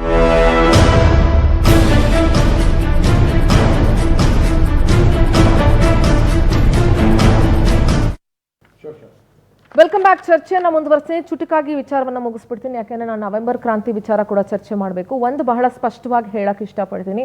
ಎಸ್ ಸುನೀಲ್ ಜಿ, ನೀವು ಗಮನಿಸ್ತಾ ಇದ್ದೀರಿ ರಾಜಕೀಯ ಪಕ್ಷಗಳು ಯಾವ ರೀತಿ ಒಬ್ಬರ ಮೇಲೆ ಒಬ್ರು ಕೆಸರೆಚ್ಚಾಡ್ಕೊಳ್ತಾ ಇದ್ದಾರೆ ಅಂತ. ಮಾಧ್ಯಮಗಳು ಪತ್ರ ಬರಿಬೇಕು, ಮಾಧ್ಯಮಗಳು ಮಾಡಬೇಕು ಅಂದ್ರೆ ರಾಜ್ಯದ ಆಡಳಿತವನ್ನು ಕೂಡ ನೀವು ಮಾಧ್ಯಮಕ್ಕೆ ಕೊಡಿ. ನೀವು ಕಾರ್ಯಾಂಗ ಶಾಸಕಾಂಗವನ್ನು ಸರಿಯಾಗಿ ಇಟ್ಕೊಳ್ಳಿ ಫಸ್ಟ್. ಇನ್ನೊಂದು ವಿಚಾರ ಹೇಳ್ತೀನಿ ರಘು ದೊಡ್ಡವರೇ, I talk to you before that allow me to speak. ಮತ್ತೊಂದು ವಿಚಾರ ಹೇಳ್ಬಿಡ್ತೀನಿ. ಫಸ್ಟ್ ಆಫ್ ಆಲ್ ಹಿರಿಯ ಸಚಿವರು HK ಪಾಟೀಲ್ ಅವ್ರನ್ನ ನೀವು ಕಳಿಸಿರೋದಕ್ಕೆ ನಮ್ದು ಯಾವುದೇ ಅಭ್ಯಂತರ ಇಲ್ಲ. ಆದರೆ ಆ ಇಲಾಖೆಯ ಉಸ್ತುವಾರಿಯನ್ನ ವಹಿಸ್ಕೊಂಡಿರುವಂತ ಶಿವಾನಂದ ಪಾಟೀಲ್ರು ಅಲ್ಲಿಗೆ ಹೋಗಲೇಬೇಕಾಗಿತ್ತು. ಅದು ಅವರ ಪ್ರಾಥಮಿಕ ಜವಾಬ್ದಾರಿ. ಫಸ್ಟ್ ನಿಮ್ಮ ಸಚಿವರು ಅವರವರ ಜವಾಬ್ದಾರಿಯನ್ನ ನಿಭಾಯಿಸ್ಲಿ. ಎಲ್ಲ ರೂಮ್ ಒಳಗಡೆ ಕುತ್ಕೊಂಡು ಮೈಕ್ ಮುಂದೆ ಕುತ್ಕೊಂಡ್ಬಿಟ್ಟು ಒಂದ್ ಮಾತು ಹೇಳ್ಬಿಟ್ಟು ಮೆಸೇಜ್ ಕನ್ವೆ ಮಾಡೋದು ಯಾರಿಗೂ ಬೇಕಾಗಿಲ್ಲ. ಇಲ್ಲಿ ರೈತರಿಗೂ ಅದೇನು ಅವಶ್ಯಕತೆ ಇಲ್ಲ. ಸಕ್ಕರೆ ಕಾರ್ಖಾನೆಯ ಮಾಲೀಕರಾಗಿದ್ದಾರೆ, ಅದಕ್ಕೆ ಅವ್ರನ್ನ ಕಳಿಸ್ಲಿಲ್ಲ ಅನ್ನೋದಾಗಿದೆ. ಸಕ್ಕರೆ ಕಾರ್ಖಾನೆ ಮಾಲೀಕರನ್ನ ಏನಕ್ಕೆ ಇಲಾಖೆ ಸಚಿವರನ್ನಾಗಿ ಮಾಡಿದ್ರಿ? ಹಾಗಾದ್ರೆ ಮಾಡಿದ್ಮೇಲೆ ಕಳಿಸ್ಬೇಕು. ಅವ್ರ ಜವಾಬ್ದಾರಿ. ಅವ್ರ ಸಕ್ಕರೆ ಕಾರ್ಖಾನೆ ಇಟ್ಕೊಂಡಿರ್ಲಿ ಬಿಡ್ಲಿ, ಅನ್ಬಯಾಸ್ಡ್ ಆಗಿ ಯಾವುದೇ ಒಂದು ಭೇದ ಭಾವ ಮಾಡದಂತೆ ರೈತರ ಪರವಾಗಿ ನಿಂತ್ಕೊಳ್ಬೇಕಾಗಿರೋದು ಯಾವುದೇ ಇಲಾಖೆಯ ಸಚಿವರಾಗಿರ್ಲಿ, ಶಾಸಕರಾಗಿರ್ಲಿ, ಅಥವಾ ಮತ್ತೊಂದು ಯಾರೇ ಆಗಿರ್ಲಿ, A to Z ಯಾರಾದ್ರೂ ಆಗಿರ್ಲಿ, ರೈತರ ಪರವಾಗಿ ನಿಂತ್ಕೊಳ್ಬೇಕಾಗಿರೋದು ಆ ಜಾಗದಲ್ಲಿರೋರ ಕರ್ತವ್ಯನೇ ಹೊರತು ಅನ್ಬಯಾಸ್ಡ್ ಆಗಿ ಅವ್ರು ಮಾತಾಡ್ಲೇಬೇಕಾಗಿತ್ತು. ಆದ್ರೆ ಅವ್ರು ಮಾತಾಡಲಿಲ್ಲ, ಅದು ಅವರ ಫೇಲ್ಯೂರು. ಲಾಸ್ಟ್ ಆಗಿ ಸುನಿಲ್ ಅವರೇ, ನಿಮ್ಮ ಮಾತುಗಳನ್ನ ನಮ್ಮ ಮಾಧ್ಯಮಗಳ ಮೂಲಕ ಮಾನ್ಯ ಮುಖ್ಯಮಂತ್ರಿಗಳು ಕೂಡ ಕೇಳಿಸ್ಕೊಂಡಿರ್ತಾರೆ, ಅವರಿಗೂ ತಲುಪಿಸುವಂತ ಕೆಲಸವನ್ನ ಮಾಡಿರ್ತೀವಿ. ಥ್ಯಾಂಕ್ ಯು ಸೋ ಮಚ್ ಈ ಚರ್ಚೆಯಲ್ಲಿ ಭಾಗಿಯಾಗಿದ್ದಕ್ಕೆ. ಮೇಡಮ್, ಇದು 2012 ಬುಕ್ ಬರ್ದಿದ್ದೆ ನಾನು, ಕಬ್ಬು ಅಂತೇಳಿ. ರೈಟ್, ನಮ್ಮ ಸಂಸ್ಥೆ ಕಳಿಸ್ಕೊಡಿ ಅದನ್ನ. ಎಸ್ ಮೇಡಮ್, ಅದ್ರೊಳಗೆ ಒಂದನ್ನ ಕೊನೆ ರಿಕ್ವೆಸ್ಟ್ ಮಾಡ್ಬಿಡ್ತೀನಿ ಸರ್ಕಾರಕ್ಕೆ. 2012 ರಂಗರಾಜನ್ ವರದಿ ಮತ್ತು 2020 ನೀತಿ ಆಯೋಗದ ವರದಿ ಮತ್ತು 2017 ಕಬ್ಬು ನಿಯಂತ್ರಣ ಮಂಡಳಿಯ ಠರಾವುಗಳು ಏನದಾವೆ ಅವನ್ನೆಲ್ಲ ನೋಡಿಬಿಡಿ ಅಂತ ಹೇಳಿ ಸಾಕು. ಬೇರೆ ಮತ್ತೆ ಸಮಿತಿ ಮಾಡೋ ಅವಶ್ಯ ಇಲ್ಲ, ಖರ್ಚು ಮಾಡೋ ಅವಶ್ಯ ಇಲ್ಲ. ಅವ್ರು ಮತ್ತೆ ತಮ್ಮ ಏನದೆ ಅದರಿಂದ ಮತ್ತು ಕೇಂದ್ರ ಸರ್ಕಾರದ ವರದಿಗಳು. ಥ್ಯಾಂಕ್ ಯು ಸೋ ಮಚ್ ಈ ಒಂದು ಚರ್ಚೆಯಲ್ಲಿ ಭಾಗಿಯಾಗಿದ್ದಕ್ಕೆ. ಅಂದ್ರೆ ಈ ಟಾಪಿಕ್ ಬಗ್ಗೆ ಮಾತನಾಡಿದಕ್ಕೆ. ಚರ್ಚೆ ಮುಂದುವರಿಯುತ್ತೆ. ನಿಮ್ಮ ನವೆಂಬರ್ ಕ್ರಾಂತಿ ವಿಚಾರದ ಬಗ್ಗೆ ನಾನು ಮಾತಾಡಬೇಕು. ನವೆಂಬರ್ ಕ್ರಾಂತಿ KN ರಾಜಣ್ಣ ಅವರ ನಿವಾಸದಲ್ಲಿ ಚಕ್ರವ್ಯೂಹವನ್ನ ಹೇಳಿಯೋದಕ್ಕೆಲ್ಲ ಸಿದ್ಧವಾಗಿದೆ. ರಾಜ್ಯ ಕಾಂಗ್ರೆಸ್ನಲ್ಲಿ ನವೆಂಬರ್ ಕ್ರಾಂತಿಯ ಕಿಚ್ಚು ಕ್ಷಣಕ್ಕೊಂದು ಬೆಳವಣಿಗೆಗಳಾಗ್ತಾ ಇದೆ. ಇವರ ಬೆಳವಣಿಗೆಗಳಲ್ಲಿ ರಾಜ್ಯದ ರೈತರ ಒಂದು ಕ್ಷೇಮವನ್ನ ಮರ್ತಿದ್ದಾರೆ ಅನ್ನೋದಂತೂ ಬಹಳ ಸ್ಪಷ್ಟ. ಪತ್ರ ಬರಿಬೇಕಂತೆ ಮಾಧ್ಯಮಗಳು ಕುತ್ಕೊಂಡು ಮಾಡಕ್ ಕೆಲಸ ಇಲ್ಲ ನೋಡಿ ನಮ್ಗೆ ಕುತ್ಕೊಂಡು ಮಾಡೋದಕ್ಕೆ. ನಿಮ್ಮ ಕಾರ್ಯಾಂಗ ಏನಕ್ಕಿದೆ, ನಿಮ್ಮ ಶಾಸಕಾಂಗ ಏನಕ್ಕಿದೆ, ನೀವುಗಳು ಏನಕ್ಕಿದ್ದೀರಿ? 4ನೇ ಅಂಗ ನಾವ್ ಏನ್ ಕೆಲಸ ಮಾಡ್ತಿದ್ವಿ ಗೊತ್ತಾಗ್ತಿದೆ. ಮೊದಲ 2 ಅಂಗಗಳು ಸರಿಯಾಗಿ ಕೆಲಸ ಮಾಡ್ರಿ ನೀವು. ಮೊದಲು ಸರಿಯಾಗಿ ಕೆಲಸ ಮಾಡಿ. ಯಾಕೆ ಸ್ಟಾಪ್ ಮಾಡ್ಬೇಕು? ನಮ್ ಕೆಲಸ ನಾವು ಮಾಡ್ತಾ ಇದೀವಿ. ಮೊದಲು ನಿಮ್ಮ ಪಕ್ಷದ ಸಿಎಂ ನ ಯಾರು ಮಾಡ್ತೀರಾ ಅನ್ನೋದನ್ನ ಗ್ಯಾರಂಟಿ ಇಟ್ಕೊಳ್ಳಿ ಫಸ್ಟ್. ಮೊದಲು ನಿಮ್ಮ ಪಕ್ಷದ ಸಿಎಂ ನ ಯಾರು ಮಾಡ್ತೀರಾ ಅನ್ನೋ ಗ್ಯಾರಂಟಿ ಇಟ್ಕೊಳ್ಳಿ ಫಸ್ಟ್. ಏನ್ ಕಾಳಜಿ ಇಟ್ಕೋಬೇಕು? ಪ್ರಧಾನಮಂತ್ರಿಗಳಿಗೆ ಕೇಳಿ, ಮಾನ್ಯ ಪ್ರಧಾನಮಂತ್ರಿಗಳೇ FRP ಅನ್ನ ಇನ್ಕ್ರೀಸ್ ಮಾಡಿ ಅಂತ ಕೇಳಿ. ಎಲ್ಲ ಮಾಧ್ಯಮರ ಒಕ್ಕಲಿನಿಂದ ಕೇಳಿ. ರಾಜ್ಯ ಸರ್ಕಾರಗಳು ಮಾಡ್ತಾ ಇದ್ದೀವಿ. ಪ್ರಜಾಪ್ರಭುತ್ವದ 4ನೇ ಅಂಗವಾಗಿ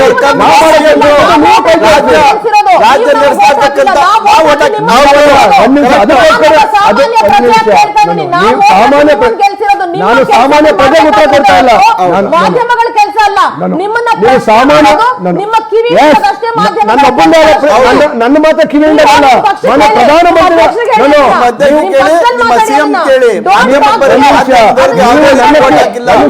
ಪಕ್ಷ ಸರ್ಕಾರದ ಕಿವಿಯಿಂದ ಮಾತ್ರ ಜವಾಬ್ದಾರಿ ಅಲ್ಲ. ಮಾನ್ಯ ಪ್ರಧಾನಮಂತ್ರಿಗಳ ಕಿವಿಯನ್ನು ಉಂಡಿ ನಿಮ್ಗೆ ಯಾಕೆ ಧೈರ್ಯ ಅಲ್ಲ? ಮಾಧ್ಯಮಗಳಿಗೆ ಮಾನ್ಯ ಪ್ರಧಾನಮಂತ್ರಿಗಳ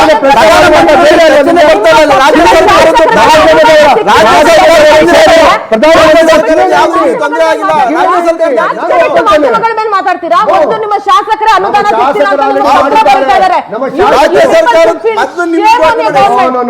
ಗವರ್ಮೆಂಟ್ ಏನಿಲ್ಲ, ನಾವು ಆಲ್ರೆಡಿ ಜವಾಬ್ದಾರಿ. ಊರಿಗೆ ದೊಡ್ಡವರು ಎಲ್ಲ ಬಿಟ್ಟು ನಡ್ಕೊಂಡು ಯಾವ ತಪ್ಪಾಗಿದೆ ರೈತರಿಗೆ? ರೈತರಿಗೆ ಏನ್ ಅನ್ಯಾಯ ಮಾಡಿದ್ವಿ ನಾವು?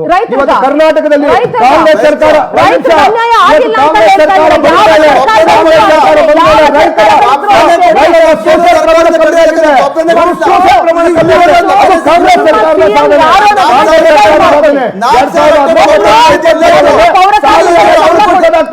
ಈಗ ಕೇವಲ 100ರಿಂದ 150 ಜನ ಸೂಸೈಡ್ ಆಗಿದೆ. ಕಾಂಗ್ರೆಸ್ ಸರ್ಕಾರ ಬಂದ ನಂತರ ಇವತ್ತು ರಾಜ್ಯದಲ್ಲಿ ರೈತರ ಏನು ಸೂಸೈಡ್ ಸಂಖ್ಯೆ ಕಮ್ಮಿ ಆಗಿದೆ. ಹೌದು,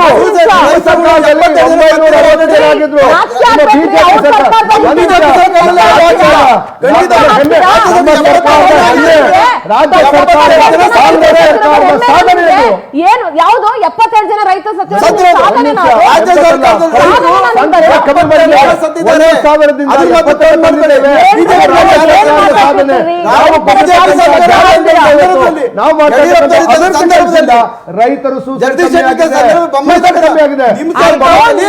72 ಜನ ರೈತರುಗಳು ಆಲ್ರೆಡಿ ಸತ್ತಿದ್ದಾರೆ. ಬಹುಶಃ ನಿಮ್ಮ ಕಾಂಗ್ರೆಸ್ ಪಕ್ಷದವರು ಯಾರಾದ್ರೂ ಕೇಳಿಸ್ಕೊಂಡಿದ್ರೆ ನೀವ್ ಅರ್ಥ ಮಾಡ್ಕೊಳ್ಳಿ.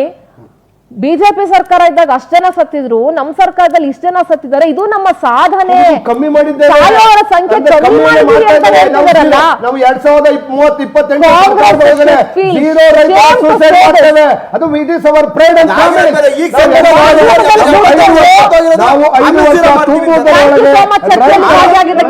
ಸಾವನ್ನ ಜೀರೋ ಮಾಡ್ತೇವೆ. ಅದು ಕಾಂಗ್ರೆಸ್ ಸರ್ಕಾರದ ಮಾಡ್ಬಿಟ್ಟು ಆಮೇಲೆ ಮಾತಾಡಿ. ಅಲ್ಲಿವರೆಗೂ ಸುಮ್ಮನೆ ಇರಿ. ಆಲ್ರೆಡಿ ಮಾಡಿದ್ದೇವೆ. ಮಾಡ್ಬಿಟ್ಟು ಮಾತಾಡಿ. I'm winding up my show. ಆಯ್ತಾ? ನಾನು ವೈಂಡ್ ಅಪ್ ಮಾಡಬೇಕು. ಎಸ್, ಒಂದು ಮಾತು ಹೇಳಕ್ ಇಷ್ಟಪಡ್ತೀನಿ. ರೈತರು ಕಡಿಮೆ ಜನ ಅಂದ್ರೆ ಎಷ್ಟು ಜನ ಸತ್ರು ಅಂತ ಲೆಕ್ಕಗಳು ಹಾಕೋದಿದೆಯಲ್ಲ, ಅವ್ರ ಸರ್ಕಾರದಲ್ಲಿ ಅಷ್ಟು ಸತ್ರು, ನಮ್ಮ ಸರ್ಕಾರದಲ್ಲಿ ನಾವು ಇಷ್ಟು ಕಮ್ಮಿ ಮಾಡಿದ್ವಿ. ಸಾವೇ ಬರ್ದಿರೋ ರೀತಿ ಮಾಡ್ತೀವಿ, ನಡ್ಕೋತೀವಿ, ತೋರಿಸ್ತೀವಿ ಅನ್ನೋದಲ್ಲ. ಕಡಿಮೆ ಮಾಡಿದೀವಿ ಅಂತ ಹೇಳುವಂತ ಕಾಂಗ್ರೆಸ್ ವಕ್ತಾರರು ಮಾತು ಅಂದ್ರೆ ಅದು ಕಾಂಗ್ರೆಸ್ ಪಕ್ಷದ ಮಾತು ರಾಜ್ಯದಲ್ಲಿ ಅಂತ ನಾನಂತೂ ಕನ್ಸಿಡರ್ ಮಾಡ್ತೀನಿ. ಆ ಥರ ಹೇಳ್ತಾ ಇರುವಂಥ ಕಾಂಗ್ರೆಸ್ ಪಕ್ಷಕ್ಕೆ ರಾಜ್ಯದಲ್ಲಿ ಒಂದು ಧಿಕ್ಕಾರ ಇರಲಿ ನನ್ನ ಕಡೆಯಿಂದ ಮತ್ತು ರಾಜ್ಯದ ರೈತರ ಕಡೆಯಿಂದ. ಅದರ ಜೊತೆಗೆ ನವೆಂಬರ್ ಕ್ರಾಂತಿಯ ಬಗ್ಗೆ ತಮ್ಮ ಪಕ್ಷದ ಸಿಎಂ ಯಾರು ಅಂತಾನೆ ಗ್ಯಾರಂಟಿ ಮಾಡಿಕೊಳ್ಳಲಾಗದ ಕಾಂಗ್ರೆಸ್ ಪಕ್ಷದವರು ಪೌರ ಕಾರ್ಮಿಕರಿಗೆ ಸಂಬಳ ಕೊಡಕ್ಕಾಗಿಲ್ಲ, ಅಂಗನವಾಡಿಯವರಿಗೆ ಸಂಬಳ ಕೊಡಕ್ಕಾಗಿಲ್ಲ, ರಸ್ತೆ ಅಭಿವೃದ್ಧಿ ಮಾಡಕ್ಕಾಗಿಲ್ಲ, ತಮ್ಮ ಶಾಸಕರಿಗೆ ಅಭಿವೃದ್ಧಿಗೆ ಹಣ ಕೊಡಕ್ಕಾಗದೇ ಇರುವಂತ ಕಾಂಗ್ರೆಸ್ ಪಕ್ಷ ಮಾಧ್ಯಮದ ಜವಾಬ್ದಾರಿ ಬಗ್ಗೆ ಇವತ್ತು ಮಾತನಾಡಕ್ ಕೂತ್ಕೊಂಡಿದೆ. ಮಾಧ್ಯಮಗಳ ಜವಾಬ್ದಾರಿ ಏನು ಅನ್ನೋದು ಬಹಳ ಸ್ಪಷ್ಟವಾಗಿ ನಿಮಗೆ ತೋರಿಸಿದೀವಿ. ಆ ಜವಾಬ್ದಾರಿಯಿಂದ ಪವರ್ ಟಿವಿ ನಡ್ಕೊಂಡಿದೆ. ಅಂಡ್ ರಘು ದೊಡ್ಡೇರಿ ಅವರು ಕಾಂಗ್ರೆಸ್ ವಕ್ತಾರ, ಅವ್ರಿಗೆ ಹೇಳಲಿಕ್ಕೆ ಇಷ್ಟಪಡ್ತೀನಿ ನಾನು, ಮಾಧ್ಯಮಗಳು ಸಂವಿಧಾನದ ನೀವ್ ಏನ್ ಹೇಳ್ತಾ ಇದೀರಿ 4ನೇ ಅಂಗ, ನಾವು 4ನೇ ಅಂಗವಾಗಿ ಏನೆಲ್ಲ ಮಾಡಬೇಕು ಮಾಡ್ತಾ ನಿಂತ್ಕೊಂಡಿದೀವಿ. ಕಾರ್ಯಾಂಗ ಶಾಸಕಾಂಗವನ್ನ ನೀವು ನೆಟ್ಟಗ್ ಮಾಡುವಂತ ಯೋಗ್ಯತೆಯನ್ನ ಉಳಿಸ್ಕೊಳ್ಳಿ ಅಂತ ಹೇಳ್ತಾ, ಜೊತೆಗೆ ರೈತರ ಪರವಾಗಿ ಪವರ್ ಟಿವಿ ಯಾವತ್ತೂ ನಿಂತ್ಕೊಳ್ಳುತ್ತೆ ಅನ್ನುವಂಥ ಮಾತನ್ನ ಹೇಳ್ತಾ ಈ ಕಾರ್ಯಕ್ರಮಕ್ಕೆ ಮುಗಿಸ್ತಾ ಇದ್ದೀನಿ. ನೋಡ್ತಾ ಇರಿ ಪವರ್ ಟಿವಿ, ಇದು ನಿಮ್ಮ ಶಕ್ತಿ.